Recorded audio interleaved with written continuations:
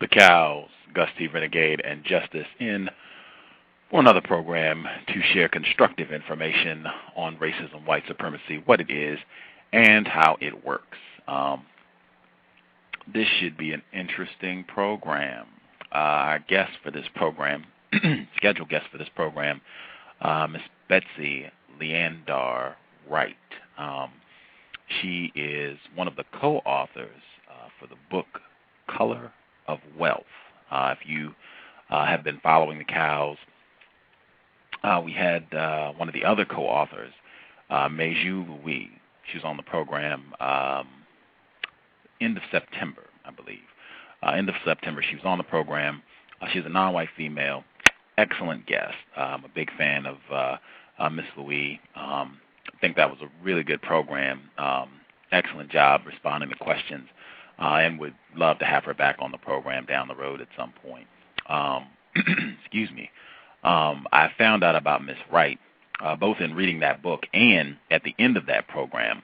I told Miss Louis that I would love to have the white person who co-authored that work on the show as well. And she said her name again. She said, yeah, you should, probably look to have her on the program.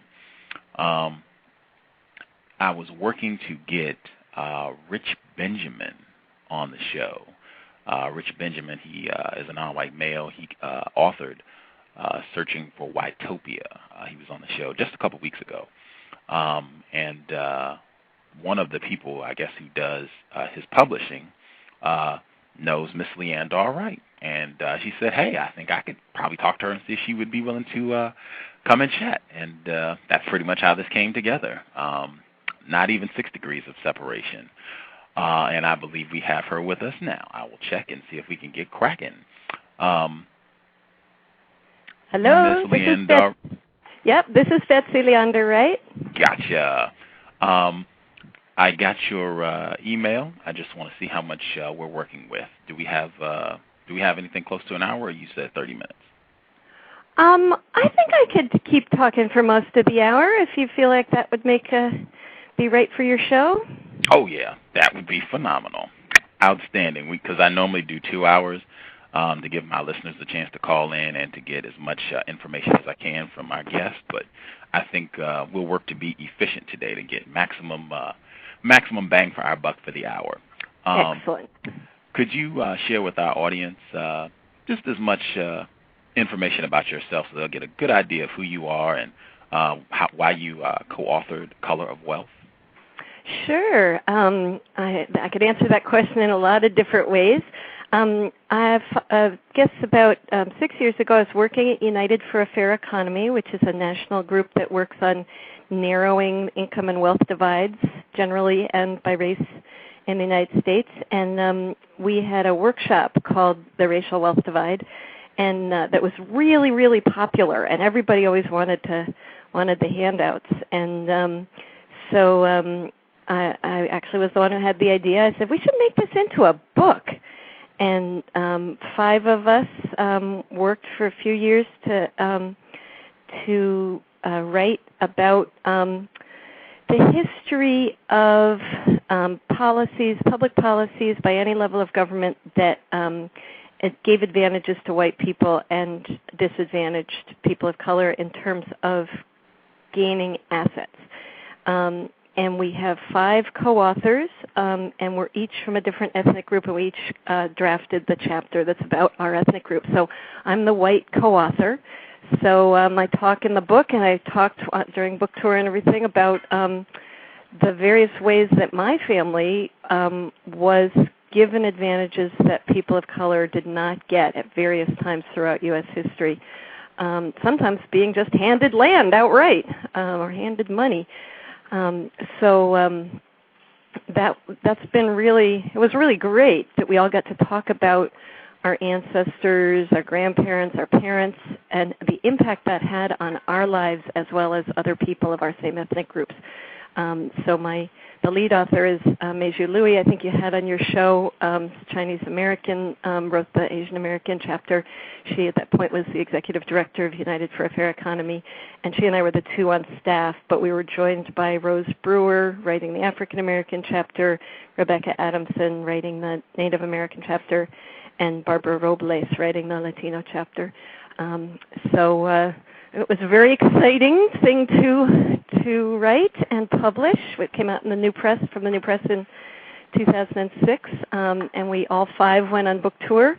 And we sort of split up by the ethnic makeup of different parts of the country so that we would somewhat match our audiences. Not entirely. We mostly had mixed audiences, of course. But so I went to all these very white parts of the country. I did the Northeast, like Vermont and New Hampshire, and the Northwest parts of Oregon and Washington, and there's just some parts where they're heavily white. So I had the opportunity, which was wonderful, to talk to a lot of European Americans about the ways that our ancestors got advantaged in the history of this country, and what can we do about that? You know, obviously it wasn't our fault as individual white people that we were born into that kind of system, but given that we were, and given that the median wealth for white people is way, way, way more than black or Latino people or people of color in general,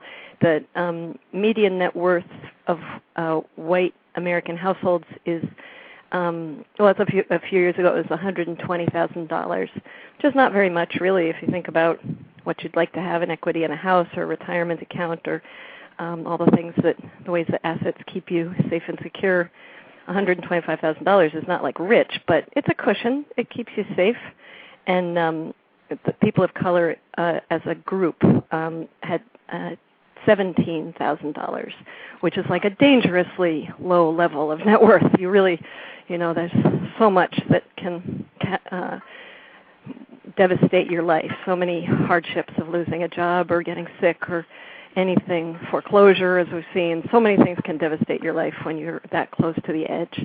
And that's the median. The median means half of the families of color have more than $17,000 and half have less.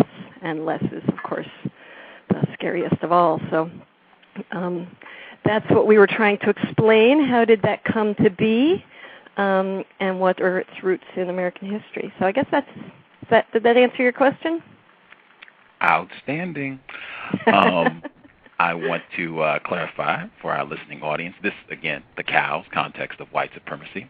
I have unfortunately concluded that we are in a global system of racism, white supremacy, and the definition that I use for both racism and white supremacy is a global system of people who classify themselves as white and are dedicated to abusing and or subjugating everyone in the known universe whom they classify as not white.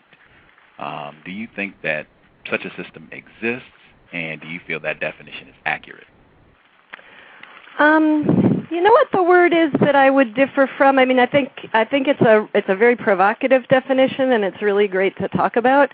And the dedicated makes it sound like the word dedicated in that definition makes it sound like it's the voluntary will of white people that counts. And I think that there's a widespread misconception that among white people mostly, but not only among white people, that if you have goodwill towards people of color, you want people of color to prosper, you don't consider yourself bigoted. I mean, I think we all have our unconscious prejudices, but if you've tried to get the bigotry out of your own mind, that then you've taken care of it. You're not part of the problem anymore. And I guess the thing I would say is that's so not true, that I benefit from the centuries of advantages to white people, whether I want to or not, and whether I have bad intentions, which I certainly hope I don't, towards any people of color, or whether my intentions can be entirely positive,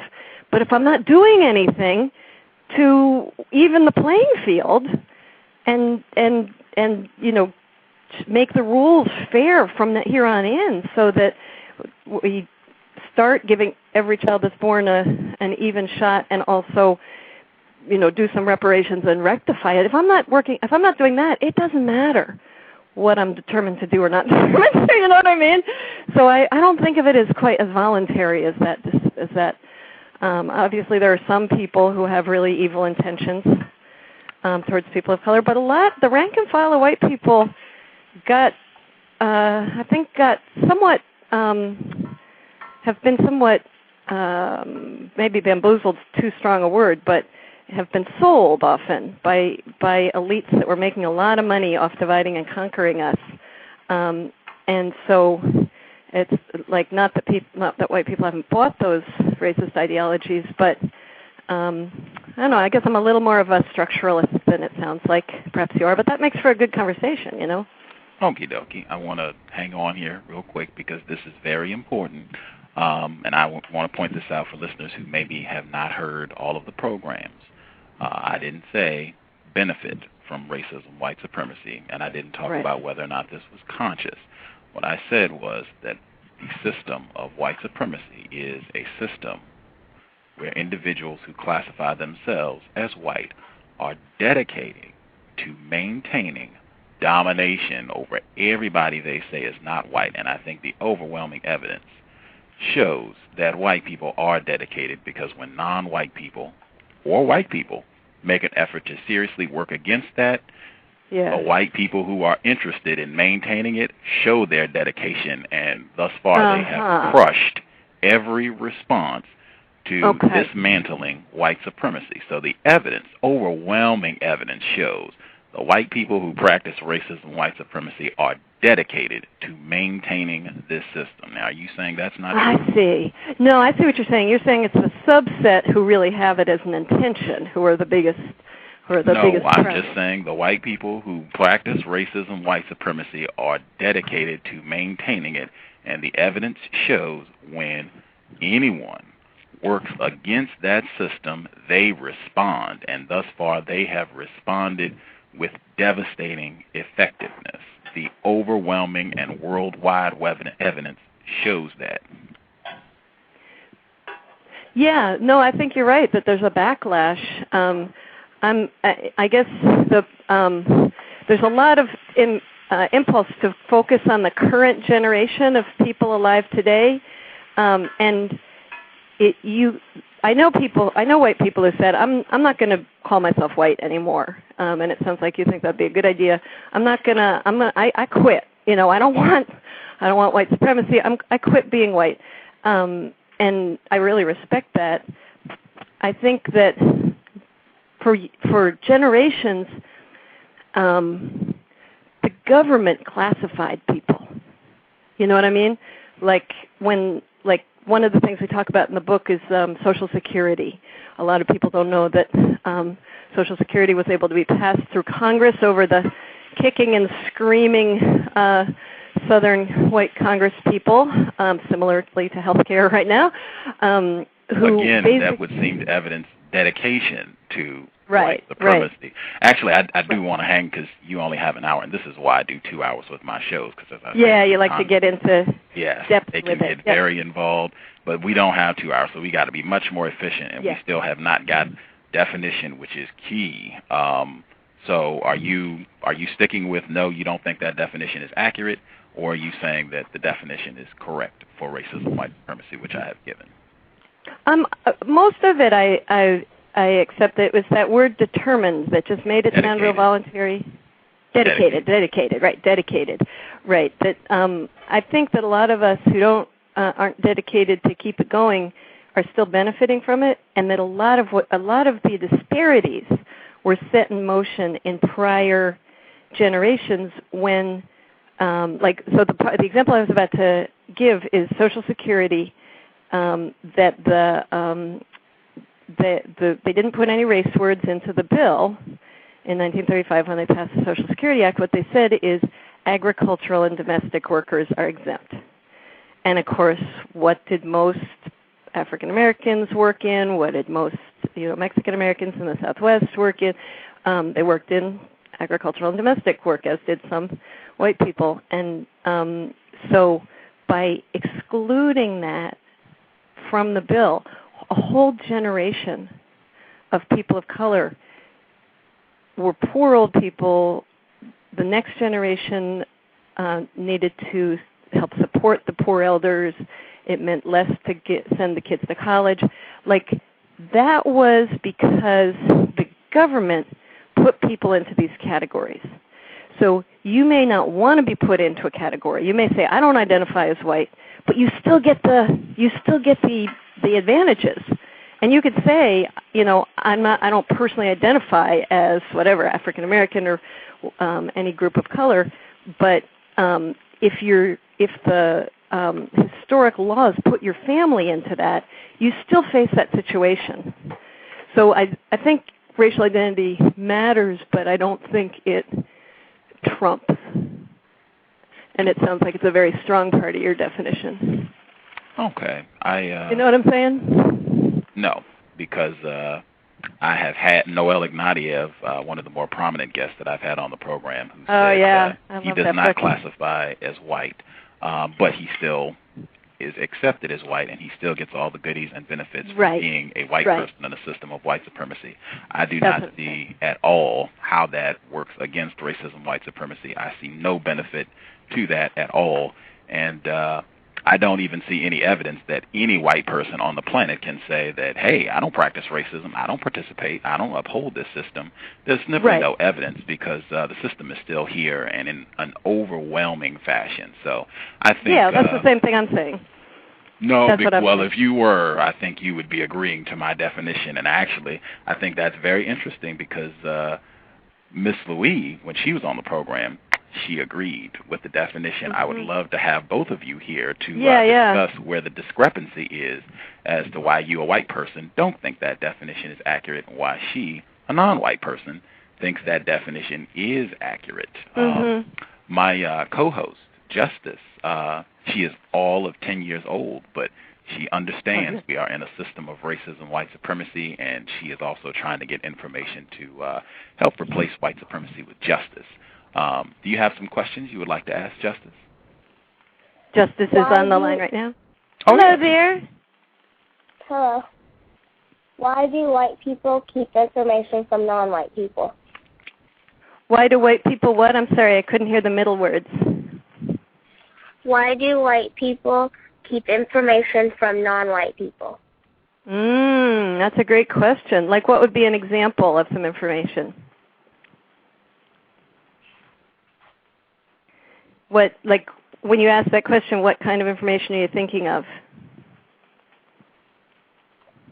Any information that white people keep. Like, how about like white investment bankers about the causes of the financial collapse? Is that an example? I don't know what that is. Can you explain that? Yeah, that we have a really, really bad recession right now with 10% unemployment, and the reason is because that some really foolish risks were taken by some wealthy white bankers who invested in ways that made themselves and their clients extremely rich, and that crashed the economy. And so the rest of us are getting hurt by what they did, and they're keeping it a secret what kinds of investments turned out to be so risky because they don't want them outlawed in the future. And almost all those investment bankers are white men. Not 100%, but by far the most. So is that an example? I don't think I need to tell you what kind of information. I just need why they keep any information. Like about cars, anything. About cars? Why do they do that? No. I don't know if anything's secret about cars. No, I wasn't talking. No, that was just an example. Like anything. Yeah. Well, because I think we live in they call this the information age now, that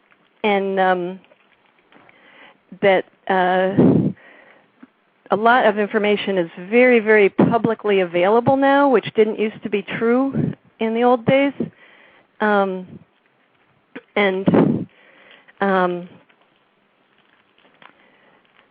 So I'm not sure there is, in most cases, I'm not sure there is a big difference. I mean, I think different people know different things. And sometimes, I mean, there's lots of things that I think often people of color understand a lot better than white people growing up in this society. Sometimes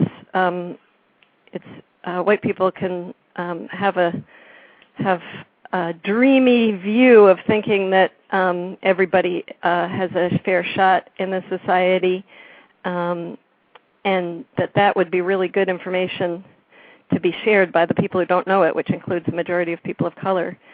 So I think some of the most important information is actually stuff that more white people need to know. Like, I wish more people thought that there was a structural problem of racial inequality in this country, but I know a lot of people don't think that. Does that make sense? Hello? Justice, are you still with us? Hello? Oh, okay. I couldn't hear you for a minute, Justice. Hello? Yeah, we can hear you now. We can hear you.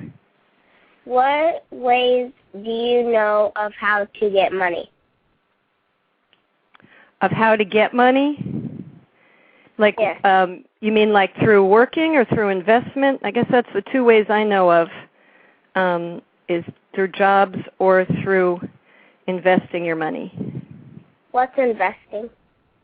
That's like if you buy, did you ever put money in a bank where they give you interest? Like if you put in $100 and they give you 3% interest, at the end of the year you have $103. And that the extra $3 doesn't seem like all that much. But if you had $1 million, then the amount of interest you get would be a lot. Plus, if you have $1 million, you can come up with investments that pay you a lot more than 3%. So, so that's what I was talking about when I was saying investment banks. That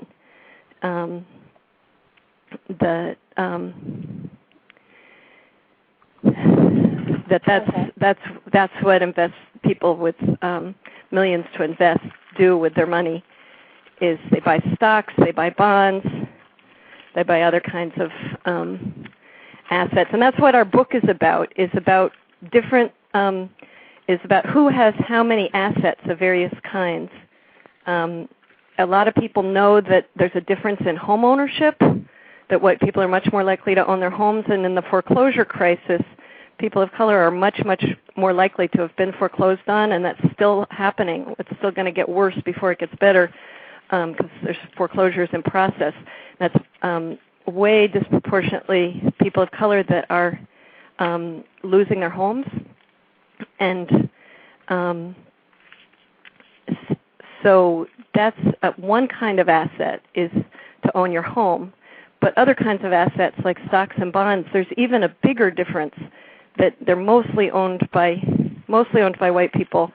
And so earning money by having money is something that is much more common for white people and much less common for people of color. Did that answer your question? And I think you're right. I think you're bringing up a really important point of like, how do people learn that? I think that that information about lots of 10-year-olds don't know about investing, but in terms of what grown-ups know, that for many, many generations, that knowledge was concentrated, especially among white men. Even white women mostly didn't know how to invest, how to make money off investments, how to keep yourself away from very risky investments. So that's so a lot of anti-racist people get involved in financial literacy, which is teaching people, high school students and grown-ups, how to invest in a safe way that you can make some money off having money. Okay, that'll be all for now. Okay, thank you. Again, I want to try and be as efficient as possible for the remainder of the program, since we don't have you for the full 2 hours.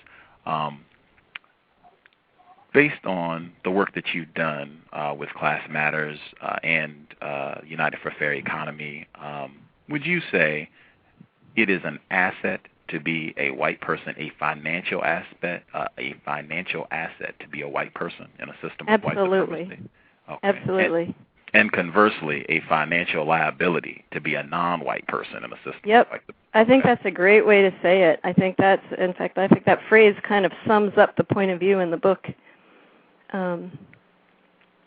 Yeah, and whether, I think we think of these as identities, meaning something you claim, you're proud of your heritage or whatever. You can come to different understanding of your heritage, but that there's also a structural dimension and that's what I was talking about before, saying that whether or not you claim an identity, you are the heir to the policies of the previous that happened in the previous generations. And that's sort of that's our main point of our book. And it is a little different than people who, there's been a lot of really great work done on white identity and having people of color having a proud, identity with their own heritage. But I think the piece that we're adding in The Color of Wealth is there's a part of it that's just built into our system. Whether you ask for it or not, it's there. I thought it was very important. You pointed out in your specific chapter in Color of Wealth that even the white people who, not the Bill Gates, not the white people who, are just rolling in millions of money, right. Even regular old so-called working class white person, let's say a white person working at McDonald's, even that white person is benefiting from being white in a system of white supremacy. That even if they're saying, "Hey, I don't have anything. I catch public transportation to get to work. I didn't go to college. I just got a high school diploma." Even that person, financially, you are benefiting just from being white in a system of white supremacy. Because I think I've heard non-white people who get very confused about this. Yeah. Could you explain that so they can grasp how it is that white person who's working at Wendy's is still benefiting from just being white? Well, it's hard to talk about a specific person because specific people, of course, our situations vary dramatically. I'm just using that as an example. But I think that and so there's a lot of confusion about the intersection of race and class, and because of course we're a majority white country, and the poor people in this country are majority white. Most of the poor people in the United States are white, but it's when you start looking at rates and at medians that you start to see the racial pattern. So the rate of poverty is way, way higher for black people, Latino people, Native American people than for white and Asian American people. The rate of poverty is way higher. The median level of assets and of income is way lower. So while lots of white people are poor, on average they're not as poor as poor people of color. And on average their odds of staying poor over long periods of time of their adult life is much, much lower. So it's not that you don't suffer if you're, if you don't have enough to live on and you can't keep a lease, or you're foreclosed and you lose your home, or you can't get health insurance and you get sick. Like, those troubles harm human beings. They're harmful no matter what your race is, but they're just way more likely to happen to you. And you're much more likely to be treated generously by public assistance, by charities, etc. If you're white, there's more of a safety net there for poor white people. And I worked on welfare reform, trying to keep some welfare rights for a safety net under poor people at the time of the welfare reform that passed in 1996. And it was just documented over and over again as states changed their rules to put less of a safety net on, that the places that had more people of color ended up with rougher, stricter rules, threw more people off for smaller infractions, and the individuals also who got the deals that really let you get ahead, like being able to go to college while still on welfare, or getting some housing assistance or whatever, it was much more likely to happen to if you were white. So, a low-wage job is awful for anybody, but how likely are you also, besides the public safety net, how likely are you to have family members who are homeowners, who might have a guest room that if you lose your home you can move into? Poor white people are more likely to have middle-class people in their extended family than people of color. So where there tends to be whole networks. And, of course, there's lots and lots of middle-class, upper-middle-class, and even now wealthy and billionaire people of color in this country. So it's all about rates and percentages and medians, not that you can compare any two individuals and see the pattern from that. Outstanding. That was, actually two great points, because I love Color of Wealth. They also pointed out that even if you do say, okay, well, there are non-white people who have tons and tons of money. Look at Oprah Winfrey. Look at Tiger Woods. Right. If you look at those really so-called wealthy non-white people, if you compare them to really wealthy white people, whoa, there's even a huge difference there, that the wealthy non-white people are not as wealthy as the wealthy white people. And you talked about how if you're a white person and you're having a tough time, you don't have a lot of money, if I can boil it down, you're much more likely to have contact with white people who do have money and resources, who can help you, which I think is a major point in the system of white supremacy. If you are white, it's much easier to get help to get out of a bad situation.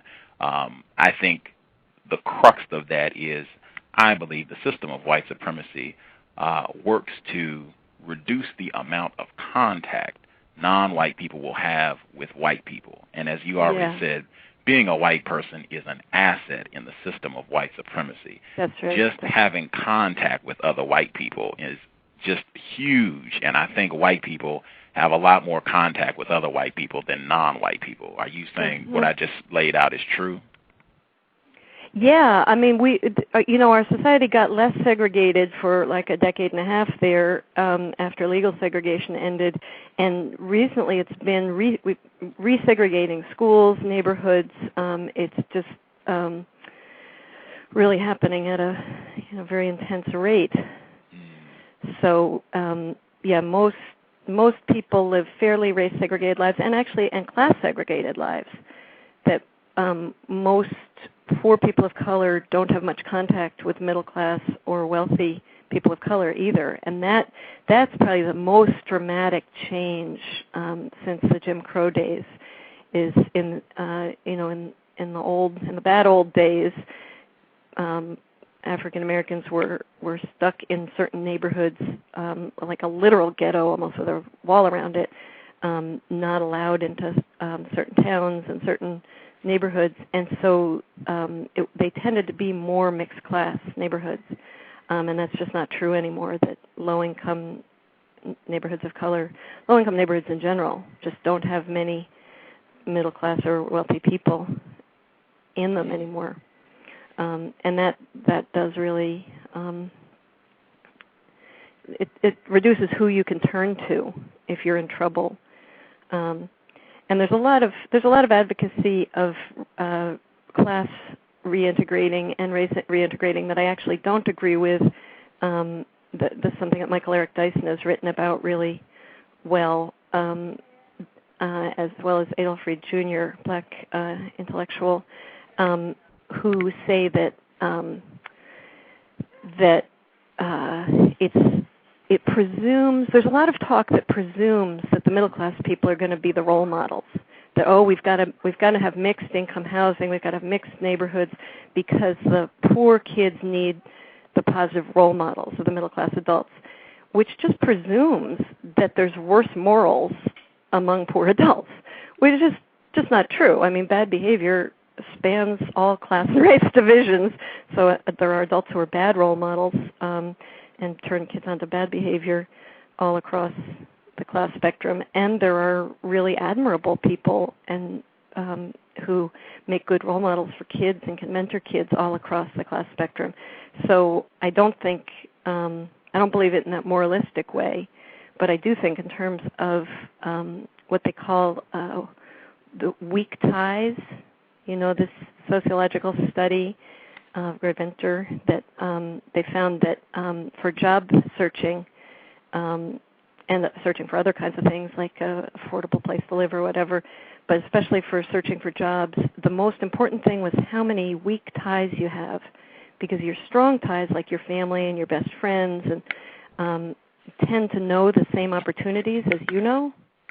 And so it's really important to have weak ties who can pass on some information about opportunities in the economy. And so by having poor people and people of color be isolated from a lot of sources of information about opportunities, like what I was talking about investing, then there's just people shut off from that information by the weakness of the lack of weak ties. Again, I think that is very important. I just want to say it again because we had agreement there. In a system of white supremacy, being white is an asset, and the system of white supremacy, part of what it does is to keep non-white people separate from assets. White people, that has a devastating impact on your ability to just improve your quality of life if you do not have contact with people who have resources, which at the end of the day, white people in the system of white supremacy. Disproportionately, yes, right. Right. I wanted to, I'm going to see if Justice has some questions here as well. Before I went to Justice, I did want to ask, the system of white supremacy, would it be correct to say, is designed to create a racial wealth gap where white people have a lot more resources than non-white people? Is that accurate? Well, what do you mean designed? The passive tense implies you could turn it around and say so-and-so designed it.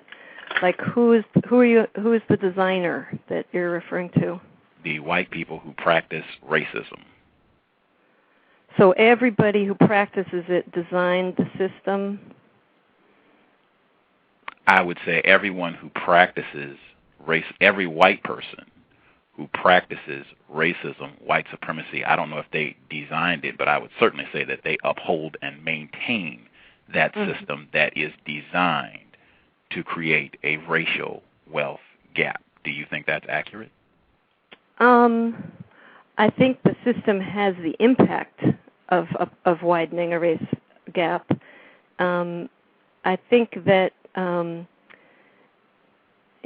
think it's a similar thing to what I was saying with that, your dedicated word, that I think, to me, it is important to say it's not just about someone's will for it to continue. That's not the only thing keeping it going. So I don't think there were, I don't think a bunch of white people get in a room and say, let's design this so that it'll maximize the discrepancies. I think a lot of people make decisions who would swear, no, they want equality to come, they want the race gap to go away. But in fact, the policies they put into place for a lot of different people putting in a lot of different policies that have the impact. You got to look at and I love one of my favorite thinkers about this is John Powell, the great African American lawyer who's tackled the unintentional racially disparate outcomes should also be illegal. It should not just be that to have affirmative action you have to prove intent. If you say that your definition of white supremacy hinges on intent, then all kinds of employers and policymakers find ways to squiggle out because they can show they had no such intent, but they had an impact. So I want us to create policies that have the impact of narrowing the racial wealth divide, narrowing the overall wealth divide, and giving an opportunity for prosperity to everybody. And so I don't want to stick to a definition that requires it to have been designed. You see what I'm saying?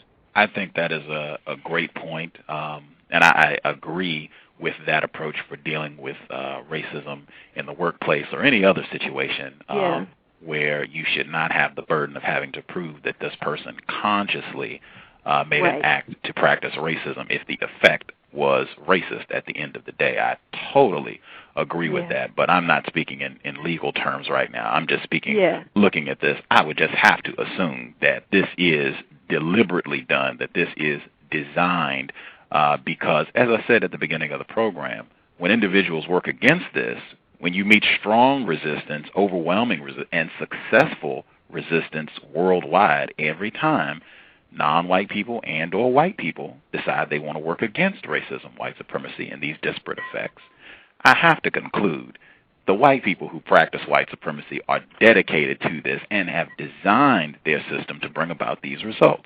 That's the only logical conclusion I can come to. Yeah, certainly some are. I mean, my friend Rafe Ezekiel wrote a wonderful book called The Racist Mind, where he went and interviewed the people who literally would call themselves white supremacists, the people from the American Nazi Party and all these just very, very creepy, psychotic, outright racists. And certainly they are. They thankfully are a small number of people. And if they disappeared from our country, and so did everybody else who's saying, I want to keep the race gap growing. If they all disappeared tomorrow, the race gap would not disappear. That it's like a machine now. That some people may have had intentions for it to get going, but the machine runs itself. And wait a minute. This is important. Yeah. Okay. This is exactly why my definition is the way it is, because non-white people, I'm going to justice. I'm just going to make this comment, and I'm going to justice. Okay. Your partner, who was responsible for assisting me in getting Mr. Rich Benjamin on the program. Oh, yeah. You talked to, Gail Leondar-Wright is a book publicist who represented Rich Benjamin. Exactly. Mr. Benjamin, in his book, he's a non-white male, by the way, black male. Yeah, he's African-American. In his book, he said you can have racism without racists. And this is a direct quote in his book, page 185, I believe. And he struggled to explain how that makes sense logically. And I don't think it makes sense at all. And many of the people who were listening live to that program typed in the chat room, can you get him to break that down more? I do not understand. Yeah. And you just said machine. It's not a machine. It's not in the atmosphere. It is simply white people who believe in, dedicated to, and practice racism, white supremacy. You said before that a lot of white people are interested in working to correct the racial wealth gap. But if all of the explicit racists left, that gap wouldn't decrease. I can only conclude you don't have a lot of white people who are dedicated to this. You have white people who say a lot of nice things, Tim Wise and all these folks who allege that they want to work against racism, but at the end of the day, their actions do not show that. If white people were really dedicated to working against racism, white supremacy, I think this problem, we would be making a lot of progress. And I just don't see any effort of that. And I just don't believe that. I don't believe it is accurate. I don't believe any white person can say, I am really dedicated to working against racism. I am really an anti-racist. I really want to see the racial wealth gap disappear. I don't think the evidence supports any white person on the planet being able to say that truthfully. There's nothing they could point to that would support their claim at all. Well, I would like to see a lot more white people take a lot more action against racism. So I'm completely with you there. I think it's way, way too little, and all of us should, really examine our behavior and our attitudes. But the definition, I believe that the reason that there's so little effective action against the racial wealth divide by white people is that there's a fundamentally wrong definition of racism, basically, it's unbelievably widely held among white people. It's just it's like so close to universal. It's just staggering, which is that it's the individual prejudice, that it's the individual bad will, stereotypes, looking down on people, wishing them ill, which definitely exists and is definitely part of the problem, but it has shrunk over the generations. There's fewer outright people who hold those beliefs, or at least will say them in public, than there were a few decades ago. And the lack of understanding of institutionalized racism, that white people who say, it's awful, racism is awful, I would like to be against it, it's not even on their radar screen that what that means is, find out where is their institutionalized racial disparities? Where is it in the healthcare system? Where is it in the criminal justice system? Where is it in the real estate and housing? Where is it in public policy? Where is it in welfare policy? Where is it in jobs? Where is it in elementary schools? The idea that if you want to be against racism, you should go figure out the mechanisms by which the institutionalized disadvantages are being put into place. That is a very, very rare understanding, that's what you have to look at. It's almost universal among white people that what you look at is prejudice reduction. Let's do multicultural education for our children. Let's object when someone says a racist thing on the radio. That's what the understanding of fighting racism is, anti-defamation, basically, and anti-stereotype beliefs, and which is important because stereotype beliefs exist and bad will exists. But if you don't understand that there's also an institutionalized dimension, you're not going to think of a lot of effective ways of changing it. So that's why I'm jumping on words, and I don't mean to jump on you in particular. It's not you I disagree with, I don't think, when you say things that make it sound like it's about people's intentions, what people are dedicated to in their conscious values, when if it's something about people wanting the racial wealth gap to exist, then that's when I'm starting to argue back a little, because I think it's really, really important to get the word to white people with good intentions in particular. That's okay, because that's why I said we got to be efficient today. Yeah, we got to be efficient today. You keep coming back to saying the white people with good intentions, the lots of white people who don't want to do this, and that's why I continue to say what I have concluded is that you have lots of white people who are dedicated to racism, white supremacy.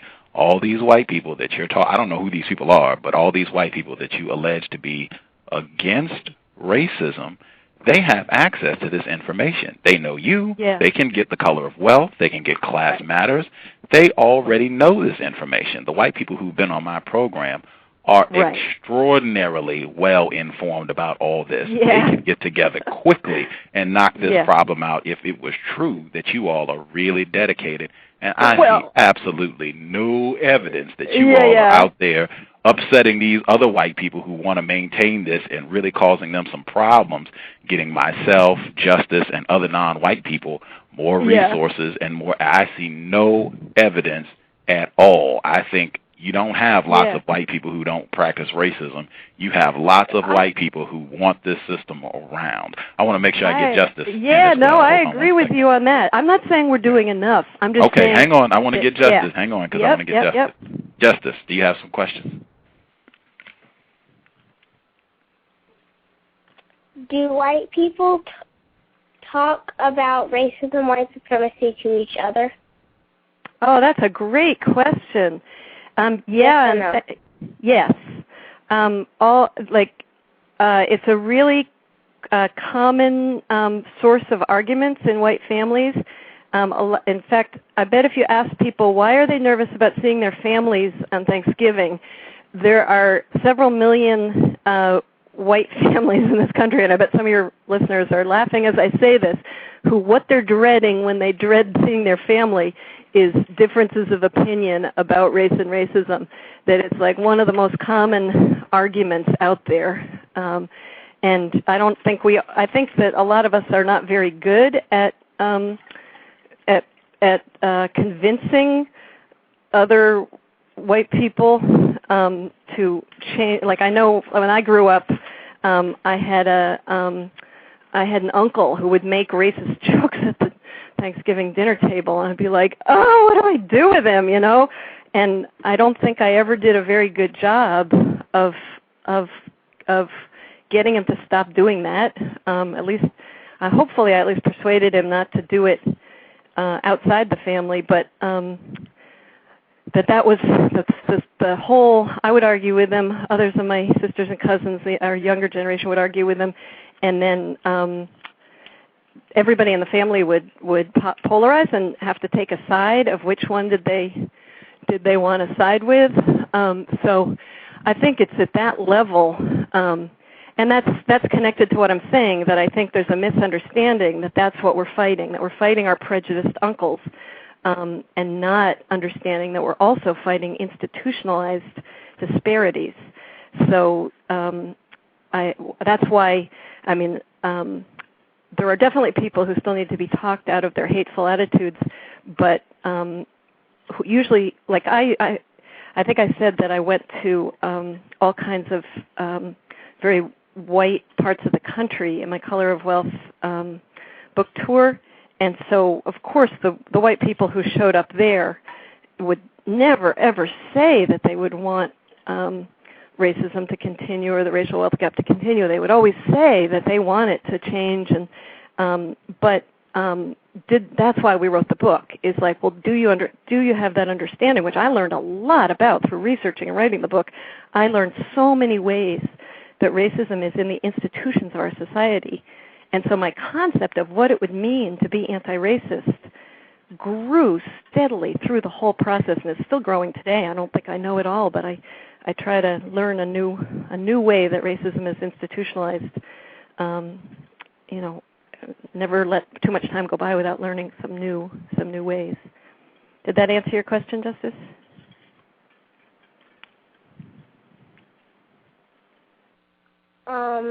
Yes. Yeah. Why do you think some of the callers would be laughing at what you said, and when I think they're trying to support justice? Right, because I think that some of them have uncles like I do, and some of them have argued about racism within their own family, and so they would laugh with recognition that, the discussions about, is a certain way of talking about people of color okay or not okay? Is a certain joke okay or not okay?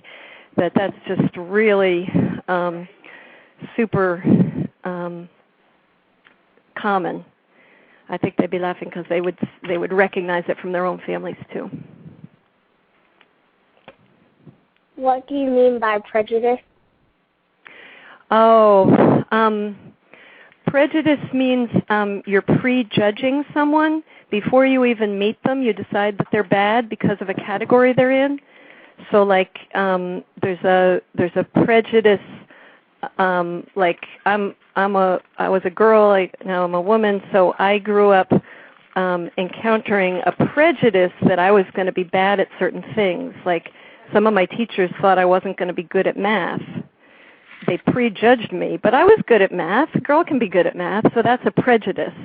So there's really, really horrible prejudices about each group of people of color separately, and I don't really even want to say them on the air what they are, but most people hear what the stereotype about themselves is, what bad thing someone might think about you before even meeting you, and letting you prove differently in the good qualities of yourself. how do white people keep information from non-white people? Oh, that's your first question again. No, that wasn't my first question. The last question was, why do white people keep information from non-white people? This one is, how do white people keep information from non-white people? I guess I just don't know the answer, because I don't know if information is the different thing. I think power is the thing that we're really different. We're really different in our amount of power in this society, and we're really different in our amount of money. I don't know if we're different in our amount of information, and maybe we are, and I just don't know it. I didn't say different. I wasn't talking about different. I was saying, but keep information from. Yeah, I guess maybe I don't know what you. Yeah, I guess I don't know what you mean. I'm not sure there is information kept from people of color.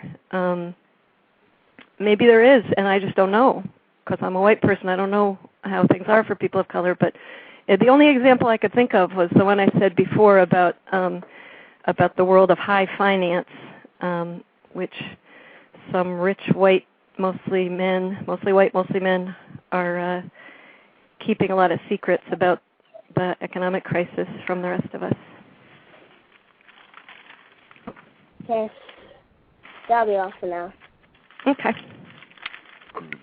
I did want to point out and make a request, actually, because I found this is helpful information. We have an opportunity right now to not hide information from non-white people.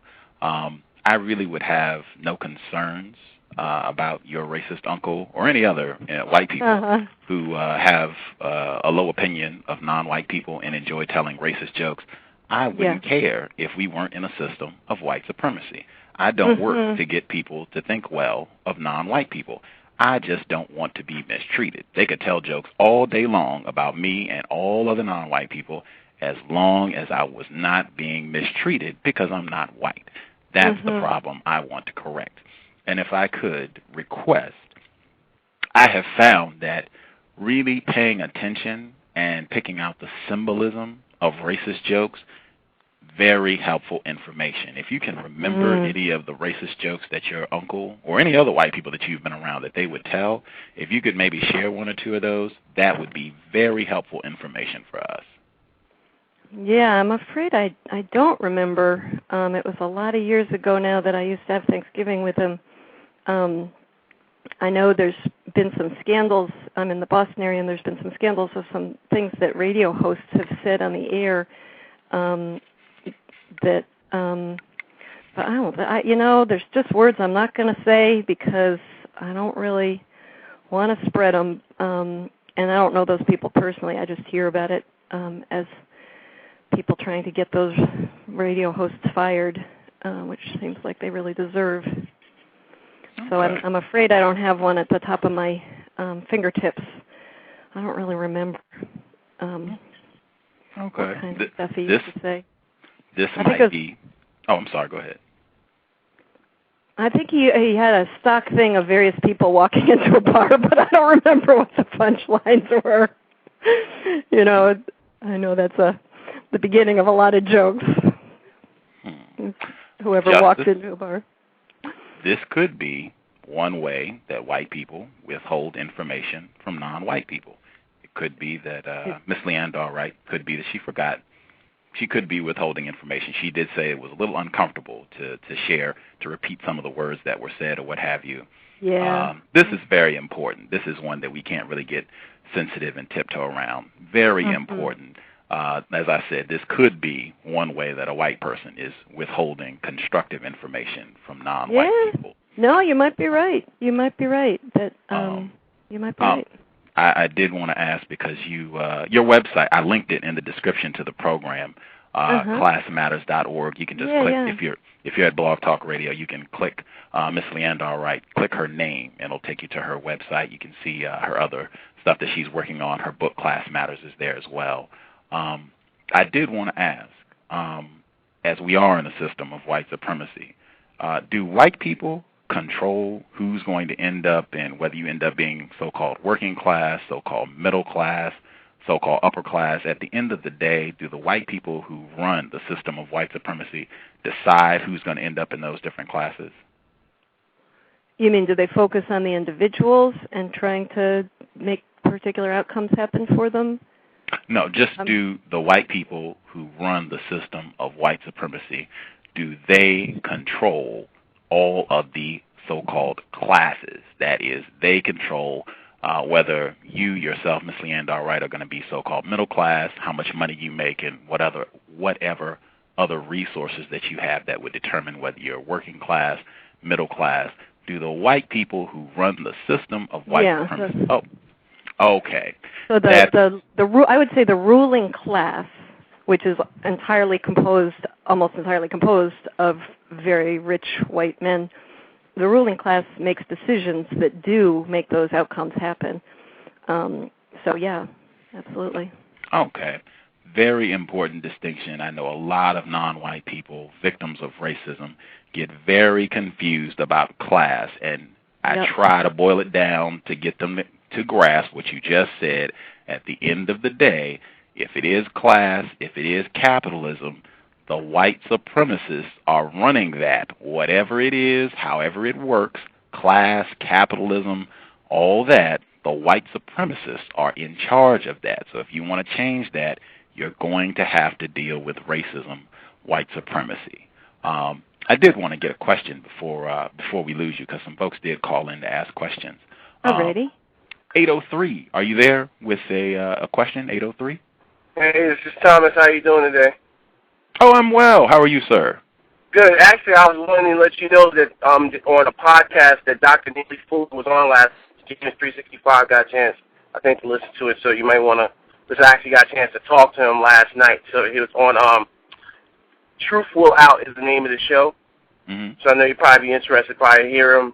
He was very generous with his time yesterday. I'm talking about, he gave us like 3.5 hours of his time yesterday. Oh, wow. Wow. Say the name of the show that he was on again, please. Truth Will Out. Okay. It has an Ankh sign on it when you see it. Truth Will Out. And he was on there, and like I said, he literally gave us 3.5 hours, minus 4 hours of his time yesterday. So I was like, man, I wonder where you was at. I was trying to see if you were online, but James 365 was there. So okay. I'll listen to the archives. It's all good. I appreciate good looking out for us. Thank you. Did you have a question? Yeah, the question and a couple of statements now. It's actually something that Justice said. I really love the fact that you got someone who's at her age that is engaged in this conversation, because it's very important. Because we really have to start at a young age helping these children understand. I work in the banking industry. I work for a very, very large bank, and a lot of what the question that the justice had asked this young lady, really what it boils down to, for instance, how or why information is kept. Well, the why is because it's about total domination and control, and the how is by making things overly complex so it intimidates people. So one of the things I see just from I've been in mortgage banking for a long time is by making terminology, disclosures, making everything so complex that the layman will see it as something that is an insurmountable obstacle, and that's where the education comes into play, and people reaching out. So like I actually take the time, I actually co-hosted with someone, and I talked about credit, where the stock is, what a bond is, like taking very basic information and giving it to people. And that's one of the ways that you could try to combat it, because there's information that's out there, but here's the trick.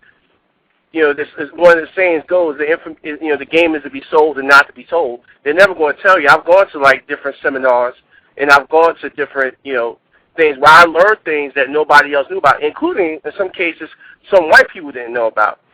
So I actually had to pay. You said, what, an example? No, I said I'm agreeing with you. I think that's really good that you're teaching that financial literacy, and that lots and lots of white people don't know it either. And I think it's this small, there's been a lot of bamboozling into predatory loans and other problems through the lack of that information being shared. So I'm really glad you're doing that work. So let me ask you this. I mean, because I want to kind of go back to the very heart of the question that victim of racism asked you, because because I know you definitely, it sounds like you have good intentions, but for a lot of white people who classify themselves as such, there's a bit of cognitive dissonance, meaning that they hold two contrary, views in their mind, and they wrestle with it. Right. It's part of being human. And so what I encountered in my lifetime is, you'll have people who say that they believe in, equality and justice, but because of the system that is put in place, they find reasons to rationalize it. And I can only give you one example, and I'm not going to take up too much of the airtime to other people on the line, but just in my personal experience, I actually was in management, for Countrywide at one point, and we were at, you were. Oh, yeah. And let me tell you, I saw a lot of things that happened there. Well, towards the end, before they got bought out by Bank of America, I was actually one of only probably 3 black branch managers, and I had an assistant branch manager that was black. Now, when they did a lot of the closings of branches and they did a lot of merging of branches, what happened with my case was they actually demoted me not one level. They demoted me from being a branch manager back to being an entry-level loan officer, which still you have income potential, but nowhere near the income potential as a manager, branch manager. Yeah. So they demoted me not one level, but 2, and I was actually senior to the people that they had in the position that was an interim position between branch manager and a loan officer. And then as soon as they got me out of, even though the month before I was in the top 10% of my class in terms of my production and profitability, and then probably a month or 2 later, they got rid of the person who was my assistant branch manager. So we were the only 2 people who were a manager. There was no one else in the whole company that was a black manager and an assistant branch manager. And we actually ran an efficient operation from a compliance standpoint, and we didn't have issues with fraud or any of that stuff. We ran a tight ship. And we still, even though we performed at a high level, they found a way to get rid of us. Wow. And do you think there was a difference in terms of the Countrywide got famous for issuing predatory loans that end up with people losing their homes, like unnecessarily subprime loans and tricky clauses. Do you think there was a difference in how you and your assistant branch manager operated that was less like that? Yes, in fact, I mean we did A-paper loans, so we did conforming loans. We weren't doing subprime. So you weren't in the subprime business. Okay. Yeah. So. Yeah. But the bottom line was, the way we ran our branch was like, anybody who applied for a loan with us, we took every opportunity to put them in the right loan. Like one of the things that got Countrywide in trouble was this was a practice that a lot of lenders did. They omitted assets from the application. And when you omit assets from an application, typically it will cause someone to trigger someone to go into a subprime category because it'll look like they don't have the financial wherewithal to afford a house in case of a crisis. There are a lot of people who had 401ks or IRAs or pension plans or CDs that we could have used on their application that would have gotten them to another tier loan. That's a great example.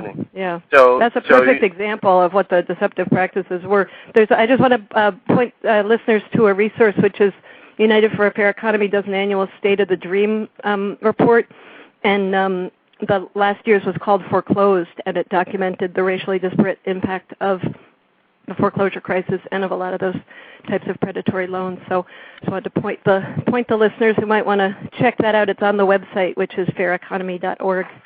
Oh, could you say that one more time, please, the website? Yeah, www.faireconomy.org. And I'm sorry, I'm going to make some background noise here. I'm happy to stay on the program as long as you don't mind the background noise. Tell me if it gets distracting because I just have dinner guests to cook for. Okay. I can stay on as long as I can cook at the same time. Okie-dokie. Yeah, we have some other people that called in with questions. Okay. Yeah, anyway, I just thought that after the caller's really illuminating story that that report Foreclosed might be of interest to your listeners. Yes, indeed. I want to check that out. Yeah, it's really good. Sure. I had somebody at 803. You can hang tight too, because I just wanted to get some other people in as well. 111. Did you have a question or a comment? Hello? Yes, we can hear you. Oh, okay. Can I ask two questions? My first question is, how do white women have power in the system of white supremacy? How do white women have power? Yes. People says a lot. They put the face of white supremacy usually male. Right. And I know women can practice white supremacy as well, so I just wanted to know. That's right. Yeah, I mean, I guess I subscribe to the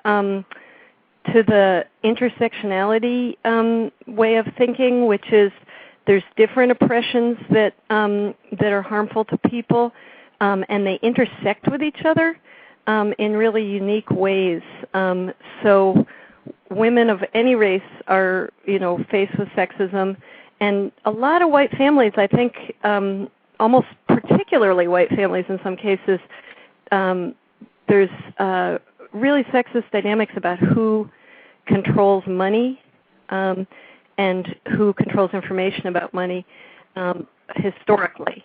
And I think that's starting to change, that since there's, a lot more female-headed households, there's a lot more women, well-paid, mostly white, well-paid women in the workforce, that's starting to change, and that more financial decisions, both at the household level and the workplace level, are starting to get made by women, and especially by white women. So I think it's it's always been true, obviously, that white women benefited from systemic white supremacy, but that now that women are getting a higher share of the wealth, that I think it's probably more true than before. Okay. I suspect, because white women are not they're not accused of being white supremacists, and not suspected of being white supremacists, that's a power move in itself. Well, I think I'm sorry, I missed a couple of your words there. I said no one suspects it. Yeah, that's power in itself. Right. But there's more. I don't want to say that could be dangerous. Yeah. Because non-white people don't suspect white women; they'll suspect a white man. Which, right. I understand that, but not a white woman. So I just wondered if that could be. Yeah, I mean, I think we're talking about more than one thing, and I think that's some of the confusion we've had in this conversation, and we often have, that we're talking about more than one type of decision-making that ends up with racially disparate outcomes. Some examples? And some of the huge institutionalized racism that we see is things are decided at a really, really high level, like in the U.S. Senate and in the boardrooms of major corporations. And in those settings, there are not many women there. That's mostly rich, and there's not many, and there's no working class or poor white men either. There's no, that some of our problem is decisions made by ruling class people, and they're mostly rich white men. But that we're also talking about decisions that are made, in a particular workplace, in a particular neighborhood. So in those settings, sometimes women can even be the majority, like in decisions about, like small landlords would be an example, like people who've got a couple little apartments, like the downstairs of their own home or whatever that they rent out, and if there's a white landlord, they make racist decisions to rent only to white people. In that case, it might be more women doing that. You know what I'm saying? Like the locations of decision making have particular gender stories to them. Like in certain industries, all the bosses are men, But in other industries, like in social work, the bosses are mostly white women. So you know what I'm saying? So it would I think the gender of who's making decisions and who's carrying it out would vary depending on what the situation is. In banking, we were just talking about banking. Banking is this incredibly male-dominated industry. So there, I would point the finger mostly at white men in management positions. I don't know if that was helpful, but I don't know. Sex between whites and non-whites. I don't know how to ask the question. Yeah. So I guess I just ask for your comments on that, on if it's appropriate in the system of white supremacy. Comments on what? I'm sorry. Is sex between whites and non-whites appropriate? Is sex between whites and non-whites? Appropriate. Well, in the system of white supremacy. I guess I would leave it up to the individuals involved to figure it out. I don't know. I'm not an expert on how racism comes out in sex. I more know about that. A lot of people get confused. They just it can. I don't know how to explain it. Yeah, I don't know. I mean, I'm just this one person on this program. My knowledge is mostly about the economy and how economic policy decisions get made. So I'm sure there's like a lot of other great questions, but I'm not necessarily going to be the right person to answer them. You know what I mean? Okay. Say for instance that I'm a non-white person. I'm a non-white female. Say for instance, this white male wants to have sex with me, right? But he doesn't really break. We talk about racism, but he's not honest about it. I just wanted to. Well, I don't know how to explain this. I don't understand. Would that really be appropriate? You see what I'm saying? Like, could there really be a functioning relationship, a healthy functioning relationship, if white people are not honest with non-white people about racism? Well, dishonesty is, I'm not an expert on this, but I'd say dishonesty is always a problem, don't you think? Mm-hmm.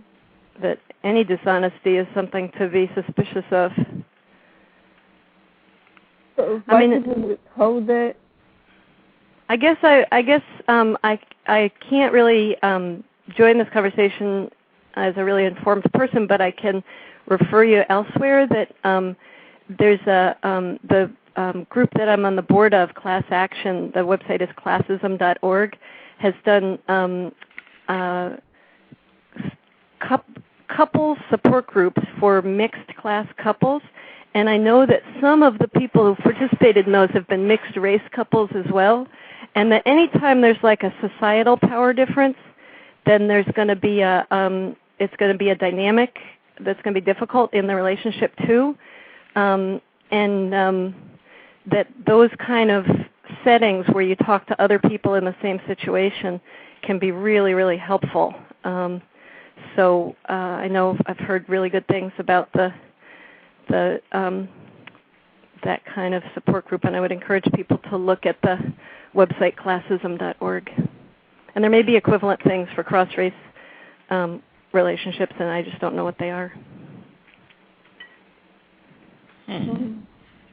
Hello, listen. Oh, I'm sorry. I didn't know if you had a question or. Oh no, I don't know how to ask the question, so I'm just gonna leave it at that. Oh, okay. I wanted to check. I had a comment I wanted to ask, but I wanted to see if Justice had some questions before I asked the question. Justice, do you have some questions you would like to ask Ms. Leondar-Wright? What are the best things people can do to work against the system of racism, white supremacy? Oh, I love that question. That's a great question. Well, there's a lot of really, really great organizations out there. So one is not to try to do it alone, but to join an organization. And the one I mentioned, the Racial Wealth Divide Project of United for a Fair Economy is one. There's a great group out in California the editors of Color Lines magazine and the Applied Research Center and the Third World Organizing Center for Third World Organizing. Sorry, I couldn't remember the word. And that they will just always have action suggestions. They'll always say, where are some campaigns? Like if you look at the issue of Color Lines magazine right now, they've got people who are trying to stick up for immigrant families who are getting separated by unfair deportations. And so there's things all through the issue. There's things where you can go to a demonstration or a rally. You can call your congressperson. You can go to a conference and listen to people's stories and strategize about how to change the policies. So I would say that's the main thing, is not to try to do it alone, but to join some of the really great anti-racist organizations out there.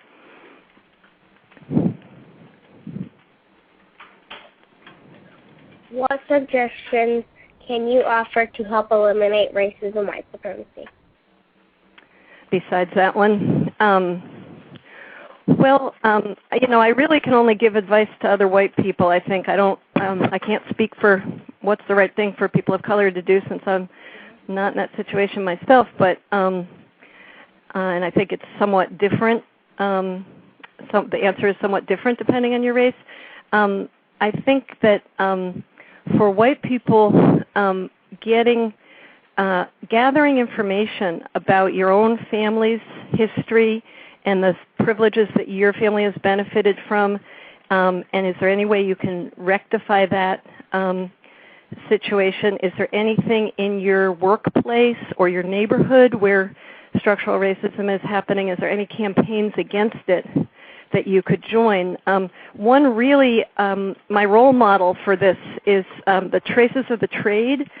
Katrina Brown found out that her ancestors were the biggest slave trading family in Rhode Island, and she was like really appalled by that was where the family money came from. And she contacted like over 100 of her relatives, and a lot of them went to Ghana. They did the whole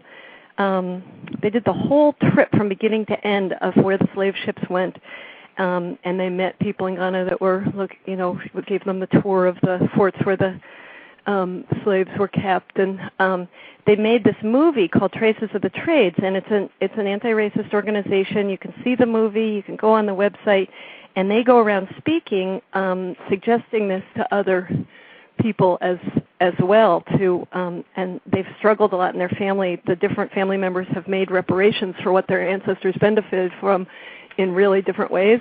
But it's not going to be that dramatic for all of us, but it's really important to do that work of finding out the history of your own family's privilege, and even if it's much, much smaller privilege than that, doing something to set it right. Like I know in my own family, my great uncle had a shoe factory, and he was an immigrant. He wasn't a citizen at first, but he was able to open his own shoe factory, and he was able to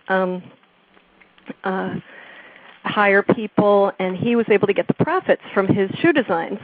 And immigrants from other parts of the world at the same time, like from Latin America and from the Caribbean, there weren't many African immigrants at that point, but there were obviously involuntary people who had come as slaves, weren't able to get that kind of support. They weren't able to become citizens.